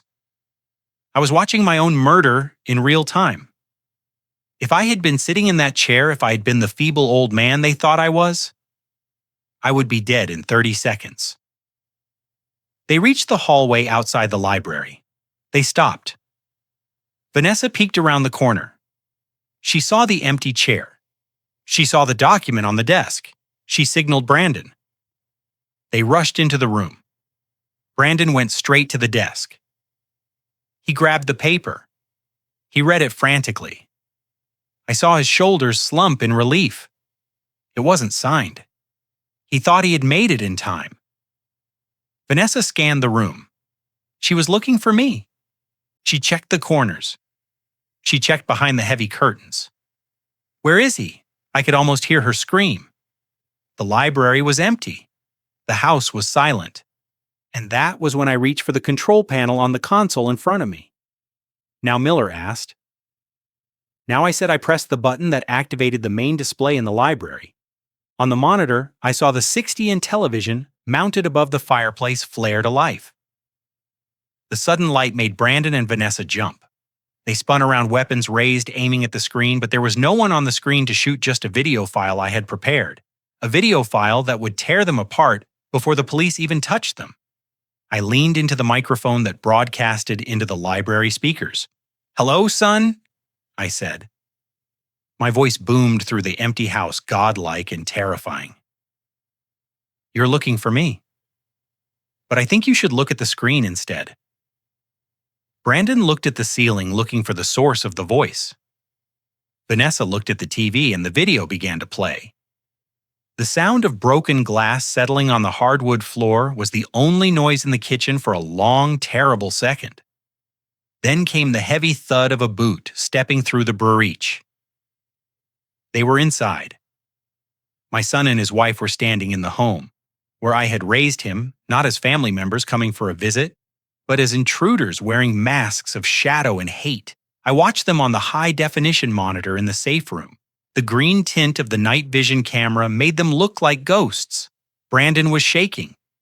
I could see the tremor in his hands as he swept the gun back and forth, aiming at the refrigerator, the stove, the empty chairs. He was terrified. But Vanessa was in her element. She stepped through the broken window with the grace of a cat. She didn't look at the furniture. She didn't look at the shadows. She looked at the layout. She was calculating. She reached into her oversized bag and pulled out a bundle of thick black plastic zip ties, industrial strength, and a roll of duct tape. I felt a cold shiver crawl up my spine that had nothing to do with the air conditioning. They hadn't just come to kill me quickly, they had come to restrain me, they had come to silence me. The zip ties meant they planned to interrogate me or perhaps force me to sign something before they ended my life. I watched as Vanessa pulled a blue folder from her jacket. It was different from the one I'd left on the desk in the library. This was their document, a forged will, no doubt one that gave them everything, one that they needed my signature on, voluntary or otherwise. "Clear the ground floor," I saw Vanessa whisper. Her lips moved clearly on the 4K screen. "Check the servants' quarters. I will check the front." Brandon nodded. He moved toward the hallway that led to the guest rooms. He was walking like a man in a nightmare, his movements jerky and uncoordinated. He held the gun with two hands, finger on the trigger. One sudden noise, one creak of the floorboards, and he would fire blindly. I switched the camera view to follow him. He kicked open the door to his old playroom. It was empty, just dust sheets covering the furniture. He checked the bathroom. Empty. He was breathing hard, his chest heaving. I could see the sweat glistening on his forehead, even in the grain of the camera. He stopped at the bottom of the back stairs. He looked up into the darkness of the second floor. He looked paralyzed. "Move, Brandon!" Vanessa hissed from the kitchen doorway. He jumped. He turned and glared at her, but he obeyed. He was a broken dog obeying the master who held the leash. They met in the central foyer. The grand chandelier above them was dark, a spider web of crystal in the gloom. They stood on the Persian rug that my late wife had bought in Istanbul 30 years ago. They were muddying it with their wet boots. Upstairs, Brandon mouthed. No, Vanessa signaled. She pointed toward the west wing, the library, the light. She'd seen the faint glow spilling out from under the library door down the hall. It was the only light in the house. A beacon, a lure. They moved toward it. They moved differently now, slower, quieter. They knew their prey was close. Vanessa took the lead. She held the zip ties in one hand and a small heavy taser in the other. I hadn't seen the taser before. She was full of surprises. They crept down the hallway passing the portraits of our ancestors. My father, my grandfather, men who had worked in coal mines and steel mills so that Brandon could grow up in a mansion. He walked past their eyes without a shred of shame. They stopped outside the library door. It was slightly ajar. A sliver of golden light cut across the floorboards, illuminating the dust motes dancing in the air. I held my breath in the safe room. Miller leaned forward, his hand hovering over the console. Detective Johnson unholstered his weapon. His eyes locked on the screen. They were right outside the trap. Vanessa peeked through the crack. She couldn't see the desk from that angle. She could only see the bookshelves and the fireplace. She pulled her head back. She looked at Brandon. She held up 3 fingers. 1, she tightened her grip on the taser. 2, Brandon raised the gun, aiming it at chest height. 3, they burst into the room. Brandon swept the room with the muzzle of the gun pivoting left, then right. Hands up, he shouted, his voice cracking. Vanessa rushed toward the high-backed leather chair behind the desk, the taser crackling with blue electricity, ready to drop an old man to the floor. But the chair was empty. They froze. The momentum of their violence had nowhere to go. They stood in the center of the library, panting, weapons drawn surrounding an empty desk. Brandon lowered the gun slightly. "He is not here," he whispered. Vanessa spun around, her eyes scanning the shadows, the heavy velvet drapes, the corners of the room. "He has to be here. The light is on." She walked to the desk. She saw the document I had left, the fake will leaving everything to the cat shelter. She snatched it up. Her eyes scanned the text. "No," she hissed. "No, no, no." "What?" Brandon asked, stepping closer. "He is giving it away." She screamed, forgetting to whisper. "He is giving it to a damn cat charity. He is mocking us." She crumpled the paper in her fist and threw it across the room. She looked deranged. The cool, calculating mask had slipped, revealing the frantic greed underneath. "Find him!" she shrieked. "He is in the house. We have to find him before he signs the real one." Brandon looked around wildly. "Dad, come out. We just want to talk. Talk. Vanessa laughed, a manic sound. "We are done talking." "Search the closets. Search under the desk. He is an old man with bad lungs. He can't have gone far." They began to tear the room apart. Brandon overturned the heavy globe stand. Vanessa ripped the curtains from the windows. They were destroying the room in a blind panic. I watched them from the safety of my bunker. I watched the destruction. I watched the hate. And then I reached out and pressed the button. The 60-inch screen above the fireplace, which had been black and silent, suddenly flared to brilliant life. The white light flooded the room, blinding them. They spun around Brandon, raising his gun again, aiming at the television. But it wasn't a live feed. It was a pre-recorded video. On the screen, a scene began to play. It wasn't me. It wasn't the police. It was a bedroom, a hotel room. And in the center of the frame, clear as day, was Vanessa. But she wasn't with Brandon. She was with a man Brandon knew very well, a man who was supposed to be his lawyer. Brandon lowered the gun. He stared at the screen. His mouth opened. Vanessa went still. The color drained from her face until she looked like a corpse. And that was when I leaned into the microphone. "Hello, son," I said. My voice amplified through the hidden speakers in the library walls. "You are looking for a dying old man, but I think you should be looking at your wife." The trap had snapped shut, but the jaws weren't steel. The jaws were the truth, and they were about to tear my son apart.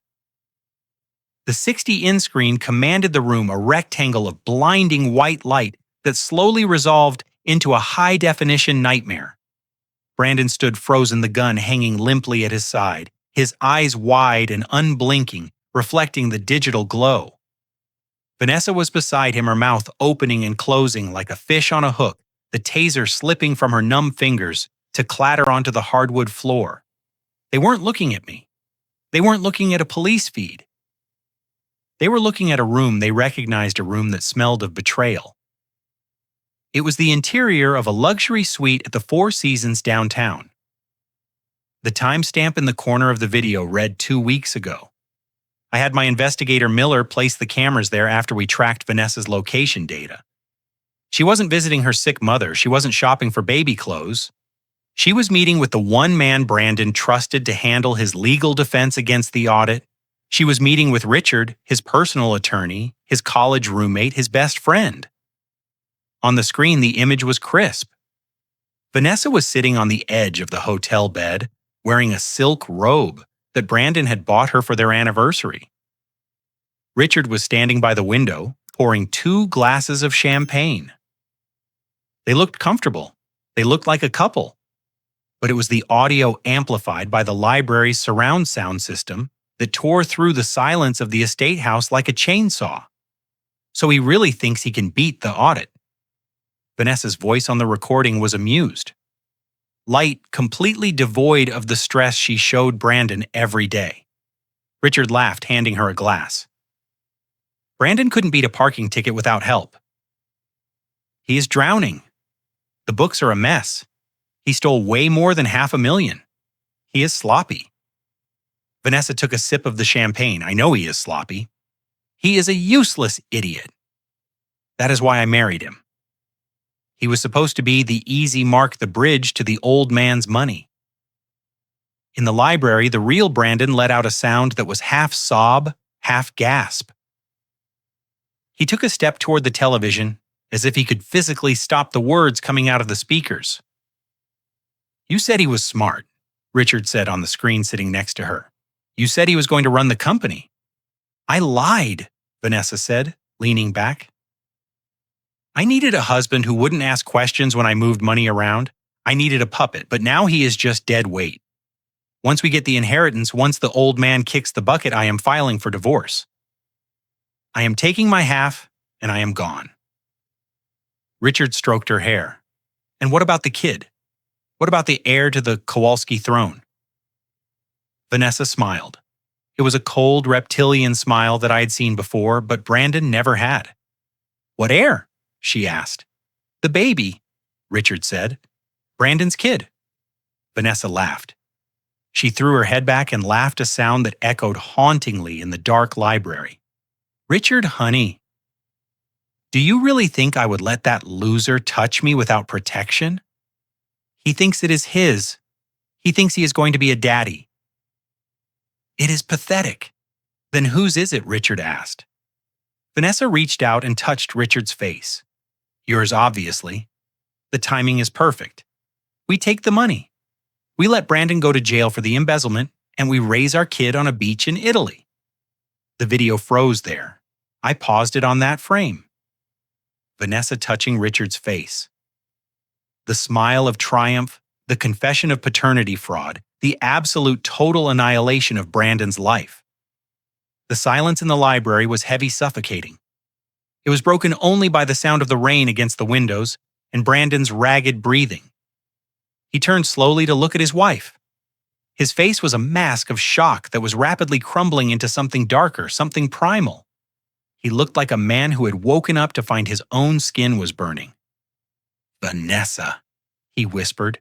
His voice was unrecognizable. Tell me that is fake. Tell me that is AI. Tell me you didn't say that. Vanessa backed away. She hit the edge of the desk and stumbled. Her eyes darted around the room, looking for an exit, looking for a weapon, looking for a lie that could save her. But there were no lies left. The video was irrefutable. The intimacy, the casual cruelty, it was all there in 4K resolution. Brandon? She stammered, holding her hands up. You have to listen. That was out of context. We were joking. It was a role play. You know, Richard, we were just talking trash. It doesn't mean anything. It doesn't mean anything, Brandon repeated. He raised the gun. His hand was shaking violently now. You called me a useless idiot. You said you were sending me to jail. He took a step toward her. And the baby? He asked, his voice cracking. Is my child? Vanessa's face hardened. She realized the pleading wouldn't work. She realized she was cornered. And when Vanessa was cornered, she attacked. So what if it is? She screamed, her voice shrill and venomous. Look at you, Brandon. Look at yourself. You are a failure. You lost your job. You lost your money. You're crying in a dark room holding a gun you don't have the guts to use. Of course I slept with Richard. He is a winner. He has a plan. You have nothing. The words hit him like bullets. I watched from the safe room as my son's soul seemed to evaporate, replaced by a pure, white-hot rage. He had lost his father. He had lost his fortune. And now he realized he had never even had a wife. He had been a mark, a puppet, a joke. You used me, Brandon whispered. The gun steadied. The shaking stopped. I survived, Vanessa shouted back. That is what I do. I survive. And you are just a stepping stone, a cracked, broken stepping stone. She laughed at him. Even with a gun pointed at her chest, her arrogance was so deep, so ingrained, that she couldn't help but mock him. She thought he was too weak to pull the trigger. She thought she still held the leash. Go ahead, she taunted. Shoot me. Add murder to your list of failures. You won't do it. You love me too much. You are obsessed with me. You are nothing without me. Brandon stared at her. He looked at the woman he had stolen for, the woman he had assaulted his own father for. He saw the monster beneath the makeup. I don't love you, he said, his voice dead flat. I hate you. He cocked the hammer of the pistol. The metallic click was loud in the room. Vanessa's eyes went wide. She stopped laughing. She realized finally that she had pushed him too far. Brandon, no. She whimpered, raising her hands again. Wait, we can fix this. We can still get the money. We can shut up. Brandon roared. I leaned forward in the safe room. Miller's hand was on the radio. Detective Johnson was already speaking into his headset. Go, Johnson shouted. Breach, breach, breach. They were going to kill each other, but they were too far away. The tactical team was outside stacking up at the broken kitchen door. They had to run through the house. It would take them 20 seconds. 20 seconds is a lifetime when a gun is pointed at a heart. Brandon, I said into the microphone, my voice booming through the speakers again. Put the gun down. She isn't worth it. Do not throw your life away for a lie. He looked up at the ceiling. He heard me, but he didn't lower the weapon. He looked back at Vanessa. She ruined me, Dad, he said to the empty room. She took everything, and then he lunged. He didn't shoot. He charged at her, tackling her to the ground. The gun skittered across the floor, sliding under the sofa. They became a tangle of limbs and fury. Brandon was screaming a guttural animal sound of pure anguish. He had his hands around her throat. Vanessa was clawing at his face, her nails digging deep furrows into his skin, kicking and thrashing. It was ugly. It was violent. It was the implosion of a relationship built on rot. I watched as my son tried to strangle his wife. I watched as she gouged at his eyes. Stop them, I whispered. The library doors burst open. The tactical team flooded the room, their flashlights cutting through the darkness, their voices shouting commands. Police, get down. Get off her. They pulled Brandon off Vanessa. It took 3 men to subdue him. He was fighting with the strength of a madman, foaming at the mouth, screaming that he wanted to kill her. They pinned him to the floor, zip-tying his hands behind his back. Vanessa scrambled backward, coughing and gasping, clutching her throat. She looked up at the police officers, her face streaked with blood, Brandon's blood and her own. He tried to kill me, she rasped, pointing a shaking finger at Brandon. He is crazy, he broke in. He kidnapped me. Even now, choking on the floor, she was trying to spin the story. She was trying to frame him. One of the officers looked down at her. He didn't offer her a hand. He reached for his handcuffs. Vanessa Kowalsski. He said, you are under arrest for breaking and entering conspiracy to commit murder and fraud. Me, she shrieked as he cuffed her. I am the victim, not tonight, the officer said. I watched them drag my son and his wife out of the library. They were broken, bloody, and screaming at each other. The perfect couple, the king and queen. I turned off the microphone.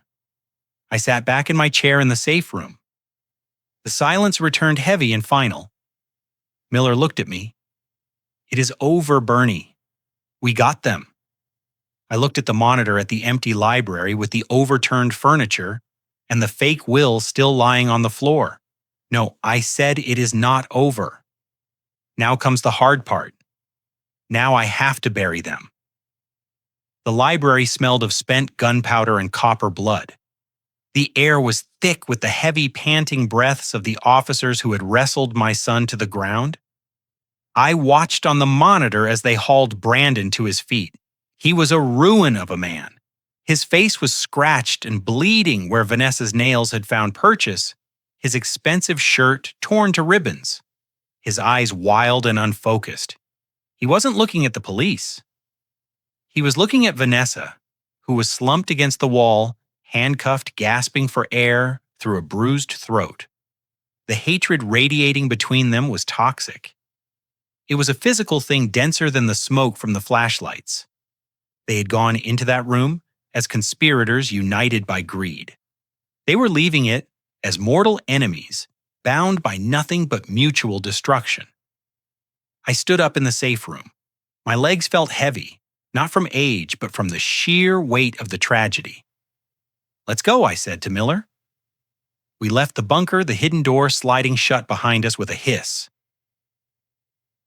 We walked up the stone steps of the wine cellar and into the main hallway of the house. It was silent now, save for the crackle of police radios. We walked past the portraits of my ancestors, their painted eyes seeming to judge the chaos that had just unfolded. I walked out the front door and onto the porch. The rain had stopped, leaving the night air cold and crisp. The driveway was a sea of flashing red and blue lights. The ambulance had arrived, its siren chirping once before her falling silent. They were bringing them out. First came Vanessa. 2 officers had her by the arms. She was kicking her heels, scraping against the wet gravel. Her hair, usually so perfect, was a rat's nest of tangles and blood. She saw me standing on the porch, illuminated by the floodlights. She froze. "You."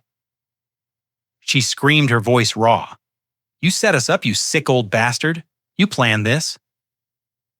I didn't say anything. I just looked at her. I looked at the woman who had poisoned my soup, the woman who had stolen narcotics from the dying, the woman who had tried to convince the world I was a monster. She looked small now, pathetic.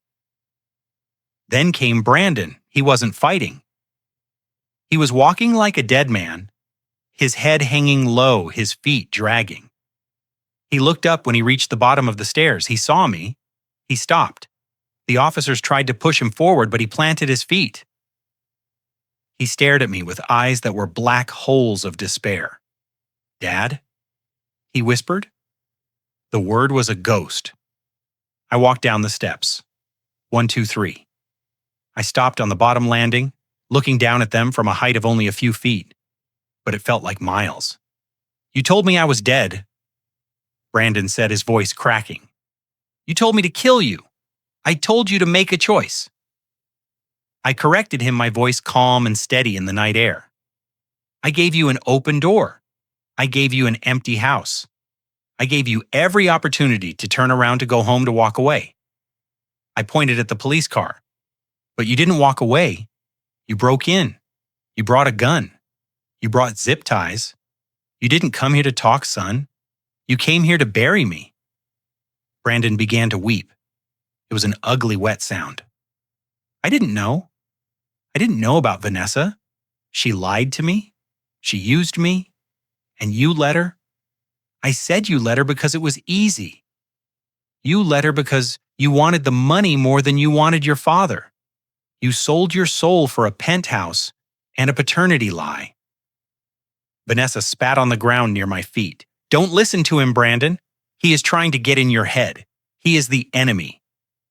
I turned my gaze to her. It was cold enough to freeze the blood in her veins. "I am not your enemy, Vanessa," I said softly. I am the man who paid your bills. I am the man who put a roof over your head. I am the man who welcomed you into this family when no one else would, and you repaid me with arsenic." Her eyes widened. She hadn't known that I knew about the poison. That was the final card. The toxicology report is with the district attorney. I told her attempted murder conspiracy fraud. "You aren't going to a country club prison, Vanessa. You are going to a place where your manipulation won't work." The officers began to move them toward the cars. Brandon stumbled his knees, giving out. He looked at me one last time, a look of pure, unadulterated regret. "Dad, please," he begged. "Help me. I am your son." I looked at him. I looked at the man who had slapped me, the man who had choked his wife, the man who had pointed a gun at an empty chair ready to kill. "My son died a long time ago," I said. "You're just a stranger who shares his name." I turned my back on them. "Wait!" Brandon screamed as they shoved him into the back of the cruiser. "Dad, wait!" The door slammed shut, cutting off his voice. Vanessa was loaded into the second car, still cursing, still blaming everyone but herself. The engines roared to life. The convoy began to move, rolling down the long driveway, the lights fading into the darkness of the trees.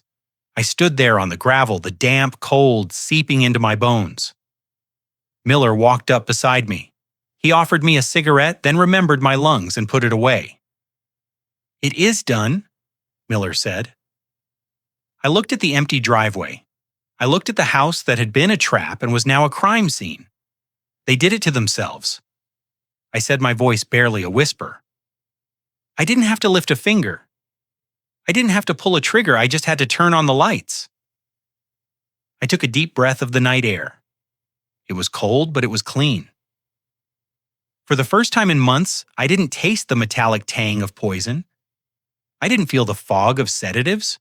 I felt pain, yes. A terrible, crushing grief for the boy I had lost. But underneath the pain there was something else. Freedom. I turned and walked back up the stairs into the empty house. I had a lot of work to do. I had a legacy to rebuild. And this time, I was going to build it for people who deserved it. The war was over. The silence had returned. And in the silence, I finally found my peace. The gavel did not bang. It fell like the blade of a guillotine slicing through the murmurs of the packed courtroom. I sat in the front row, directly behind the prosecutor's table, my hands resting on the head of my cane. I did not need the cane to walk anymore. My lungs were clearing and my strength was returning, but I liked the weight of it. It felt like a weapon. The air in the room was stale, recycled, and thick with the smell of desperation. To my left sat the press, hungrily scribbling notes on their pads, waiting for the final act of the tragedy that had captivated the city for months. To my right, the jury sat in stone-faced silence, 12 strangers who held the power of life and death in their hands. And in front of me sat the defendants. They were not sitting together. The defense table had been split. A physical manifestation of the war that had erupted between them. Brandon sat on the far left, hunched over in a suit that was 2 sizes too big for him now. He had lost 30 lb in county jail. His hair was thinning, his skin sallow, and he refused to lift his head. He looked like a child who had broken a vase and was waiting for the belt. Vanessa sat on the far right. She was different. Jail had not broken her. It had hardened her. She wore a modest gray blouse and no makeup. A calculated attempt to look like a victim? But her eyes were darting around the room, scanning the jury, scanning the judge, scanning me. She was still calculating. She was still sodding for an angle. The trial had been a spectacle of mutual destruction. For 3 days I had watched my son and his wife tear each other apart. Brandon's lawyer, a public defender who looked exhausted, painted a picture of a weak-minded husband manipulated by a sociopathic wife. He argued that Brandon was a victim of coercive control, that he had only gone to the estate house because he was afraid Vanessa would leave him. Vanessa's lawyer, a shark she had somehow convinced to take her case pro bono on the promise of future book rights, argued the exact opposite. He painted Brandon as a violent, abusive tyrant who had forced his terrified wife to participate in his schemes. He claimed Vanessa was only holding the taser because she feared for her life. They were rats in a bucket climbing over each other to escape the rising water. It was pathetic, it was disgusting, and it was about to get much worse. The district attorney stood up. She was a woman named Ms. Sterling, sharp as a razor and twice as cold. She walked to the center of the room holding a single manila folder. The room went silent. This was the moment we had been waiting for. The charges up until now had been severe breaking and entering assault conspiracy. But today the charges were changing. Your Honor, Mrs. Sterling said, her voice projecting to the back of the room without a microphone. The people moved to amend the charges against both defendants. Based on new forensic evidence processed by the state lab, we are adding 2 counts of attempted murder in the first degree. A gasp rippled through the gallery. Brandon's head snapped up. Vanessa went rigid. Attempted murder. Brandon's lawyer stammered, standing up. Your Honor, this is absurd. There was no physical attack on the victim. No shots were fired. Ms. Sterling did not look at the defense. She looked at the jury. She opened the folder and held up a piece of paper. This is a toxicology report derived from hair and blood samples taken from Mr. Bernard Kowalski 3 days before the incident at the estate. It shows lethal concentrations of arsenic and benzodiazepines. She walked toward the jury box, holding the paper up for them to see. For 6 months, she continued, the defendants did not just plan to steal from the victim. They were actively killing him. They were poisoning his food. They were lacing his inhalers with sedatives. They were manufacturing a slow, painful death to facilitate an early inheritance. This was not a robbery gone wrong. This was an execution in progress. Brandon let out a sound that was half sob, half scream. I didn't know. He shouted, standing up and knocking his chair back. I didn't know about the poison. She did it. Vanessa cooked. Vanessa gave him the meds. I swear to God, I didn't know. Sit down, Mr. Kowalski. The judge roared, banging the gavel. You liar. Vanessa shrieked, leaping to her feet, her mask of modesty shattering instantly. You bought the rat poison, Brandon. You said it was for the basement. You knew. You wanted him dead faster than I did. You called him a useless old leech every night. Order! The judge shouted, order in this court. Bailiffs rushed forward, forcing Brandon and Vanessa back into their seats.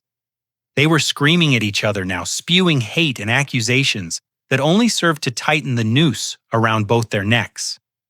The jury watched with wide eyes. The doubt was gone. These were not innocent people. These were monsters. I watched them. I watched the son I had held in my arms as a baby scream that his wife was the poisoner. I watched the woman I had welcomed into my home scream that my son was the architect of my death. I felt a cold numbness spreading through my chest. The last ember of fatherly love I had been holding on to finally flickered and died. Mr. Kowalski, the district attorney, said, turning to me. The prosecution calls Bernard Kowalski to the stand. I stood up. The room seemed to tilt, but I gripped my cane and walked forward.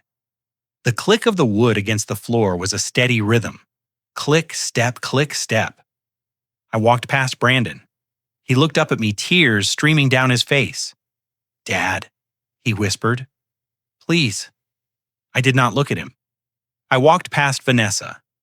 She did not whisper. She glared. Her eyes filled with a hatred so pure it felt like heat. I took the stand. I raised my right hand. I swore to tell the truth. Miss Sterling approached the stand. She was gentle, now respectful.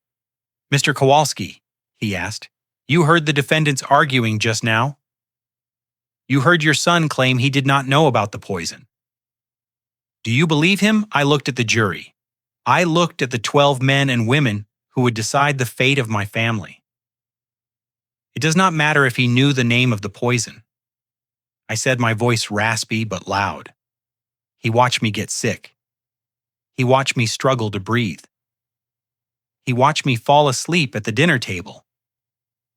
And he did not call a doctor. He called a lawyer to see if he could get the power of attorney. He watched his father dying. And he saw only a payday. That is not ignorance. That is malice. Brandon put his head in his hands and wept loudly. Mr. Kowalski, the defense attorney for Brandon, stood up. He looked tired. He knew he was fighting a losing battle. But he had to try. Sir, he said, your son is a broken man. He has lost everything. He has no prior criminal record. He was under extreme financial duress. He was manipulated by a woman who has a history of fraud. We are asking for leniency. We are asking you as a father. Do you really want to see your only child die in prison? The room held its breath. This was the moment. The moment where the grieving father usually cracks. The moment where the victim asks for mercy. I looked at Brandon. I looked at the man who had slapped me. The man who had choked his wife. The man who had pointed a gun at my empty chair. I leaned into the microphone. I spent 40 years building roads.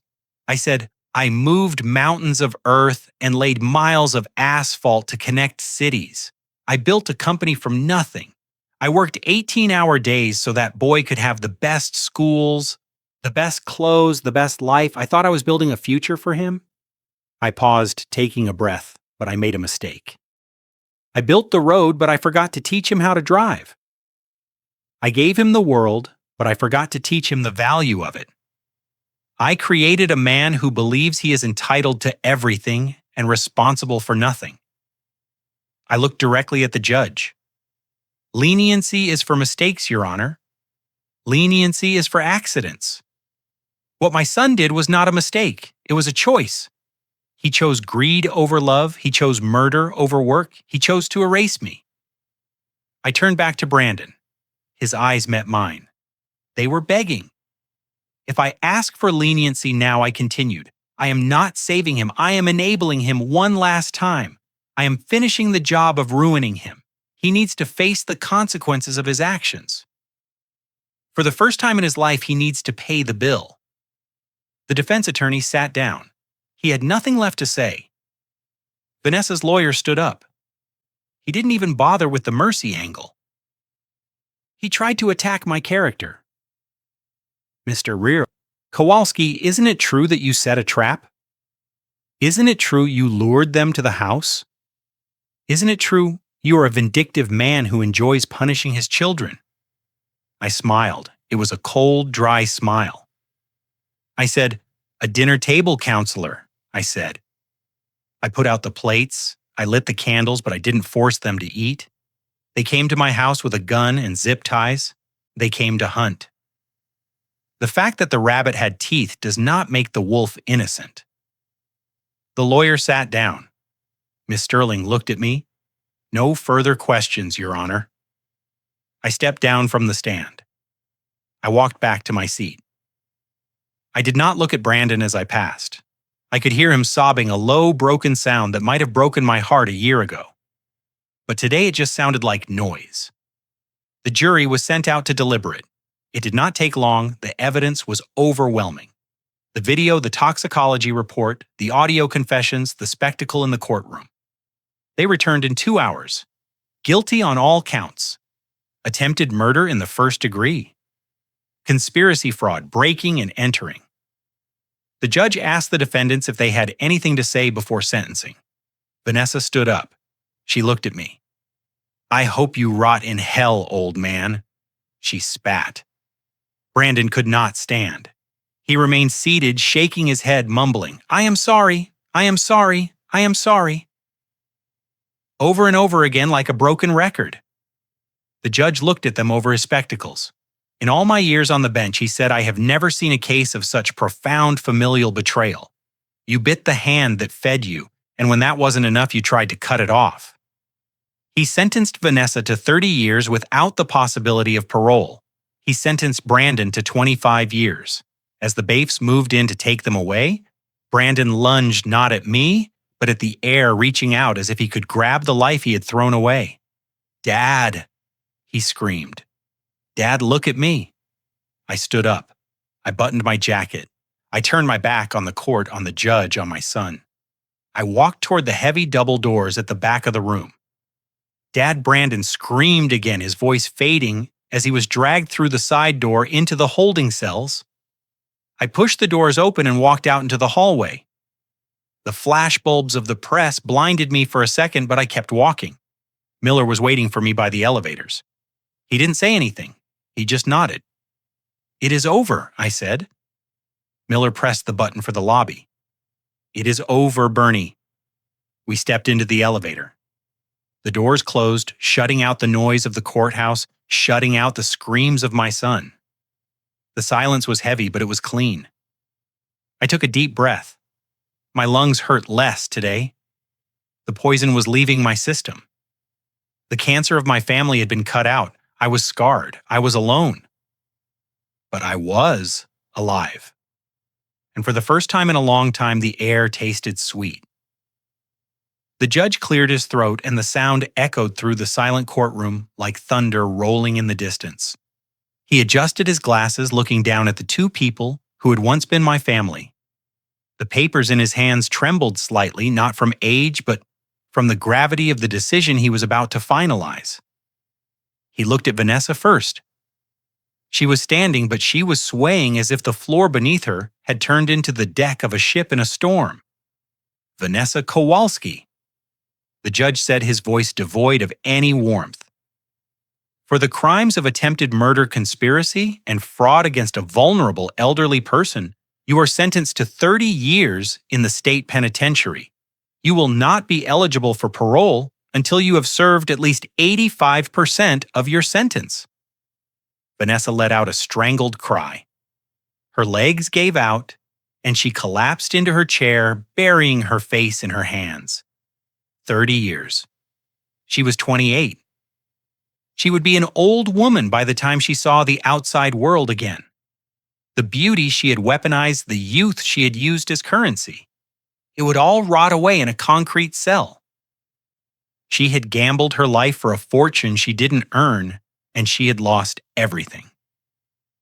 Then the judge turned his eyes to Brandon. My son stood up slowly. He looked small. He looked like the little boy who used to ask me to check under his bed for monsters. But the monster wasn't under the bed anymore. The monster was standing in the suit I had paid for. Brandon Kowalski. The judge continued, "The betrayal of a parent is a specific kind of cruelty. You owed this man your life and your livelihood. Instead, you tried to take his breath. For your crimes, you are sentenced to 25 years. May God have mercy on your soul, because the law certainly does not. 25 years. The number hung in the air, a quarter of a century. I did the math in my head. I would be 93 when he walked free if I was still alive. The realization hit us both at the same time. This was it. This was the end of our time together on this earth. The Baifs moved in efficiently. The metallic click of handcuffs snapping shut was the final punctuation mark on the sentence. They pulled Vanessa up, dragging her toward the side door. She was screaming now, cursing the judge, cursing me, cursing the world. But Brandon did not scream. He stopped. He planted his feet and looked across the railing that separated the gallery from the court floor. He looked at me. The courtroom seemed to dissolve. The jury, the judge, the press, they all faded into the background until it was just the two of us. Father and son connected by blood and divided by poison. His eyes were red-rimmed and wide, filled with the terror I had never seen before. But beneath the terror there was something else, a profound, crushing regret. It wasn't the regret of getting caught. It was the regret of a man realizing he had burned down the only shelter he ever had. His lips moved silently, forming the word "Dad" one last time. He looked like he wanted to run to me to hide behind my legs like he did when he was few. He wanted me to fix it. He wanted me to write a check or call a lawyer or make the bad men go away. For a heartbeat, I felt the old instinct rise up. The instinct to protect him, the instinct to save him. But then I remembered the taste of the soup. I remembered the tightness in my chest. I remembered the slap on the patio. I looked at him and I let my face go blank. I did not frown. I did not cry. I simply killed the hope in his eyes with my indifference. I stood up, buttoned my jacket, and turned my back on him.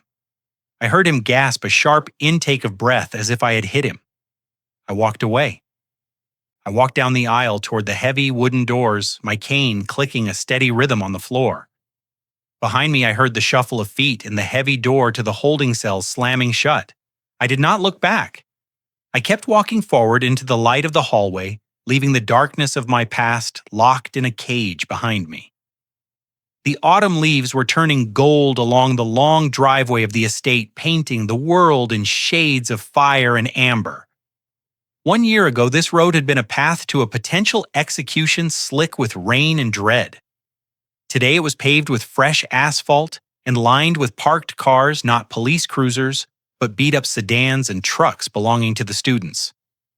I stood on the porch, the same spot where I had watched my son being dragged away in handcuffs.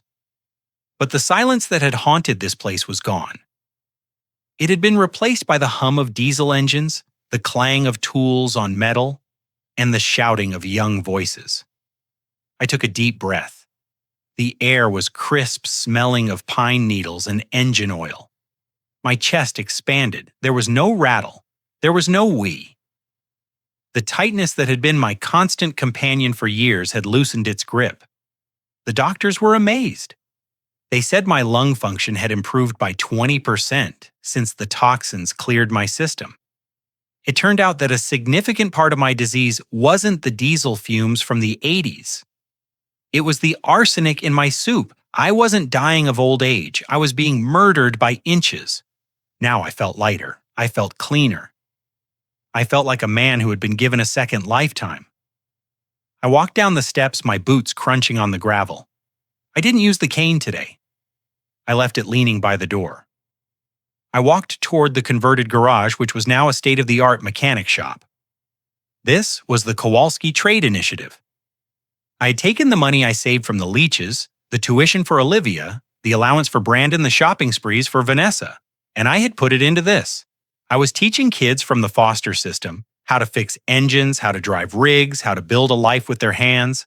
I was giving them the tools I had given Brandon, but I was also teaching them the work ethic he had never learned. Inside the garage, a young man named Leo was struggling with the transmission of an old Ford. Leo was 19, covered in grease with a past that involved more foster homes than birthdays. He looked up when I entered, wiping his forehead with a rag. "Mr. K?" He said, frustration evident in his voice. "This thing is stuck. I can't get the torque right." I walked over. I didn't just watch. I rolled up my sleeves. "Let me see," I said. I leaned into the engine block. My hands, still strong, found the bolt. I showed him the angle. "It is not about force, Leo," I told him. "It is about leverage. You have to respect the machine. If you fight it, it breaks. If you work with it, it runs." Leo tried again. The bolt turned. He smiled a wide, genuine grin that lit up his face. "Thanks, Mr. K." That smile. It was worth more than every country club membership Brandon had ever demanded. It was real. I patted Leo on the shoulder. "Good job. Keep going." I walked back outside. The sun was beginning to set, casting long shadows across the lawn. I walked to the edge of the property where the woods began. I thought about Brandon.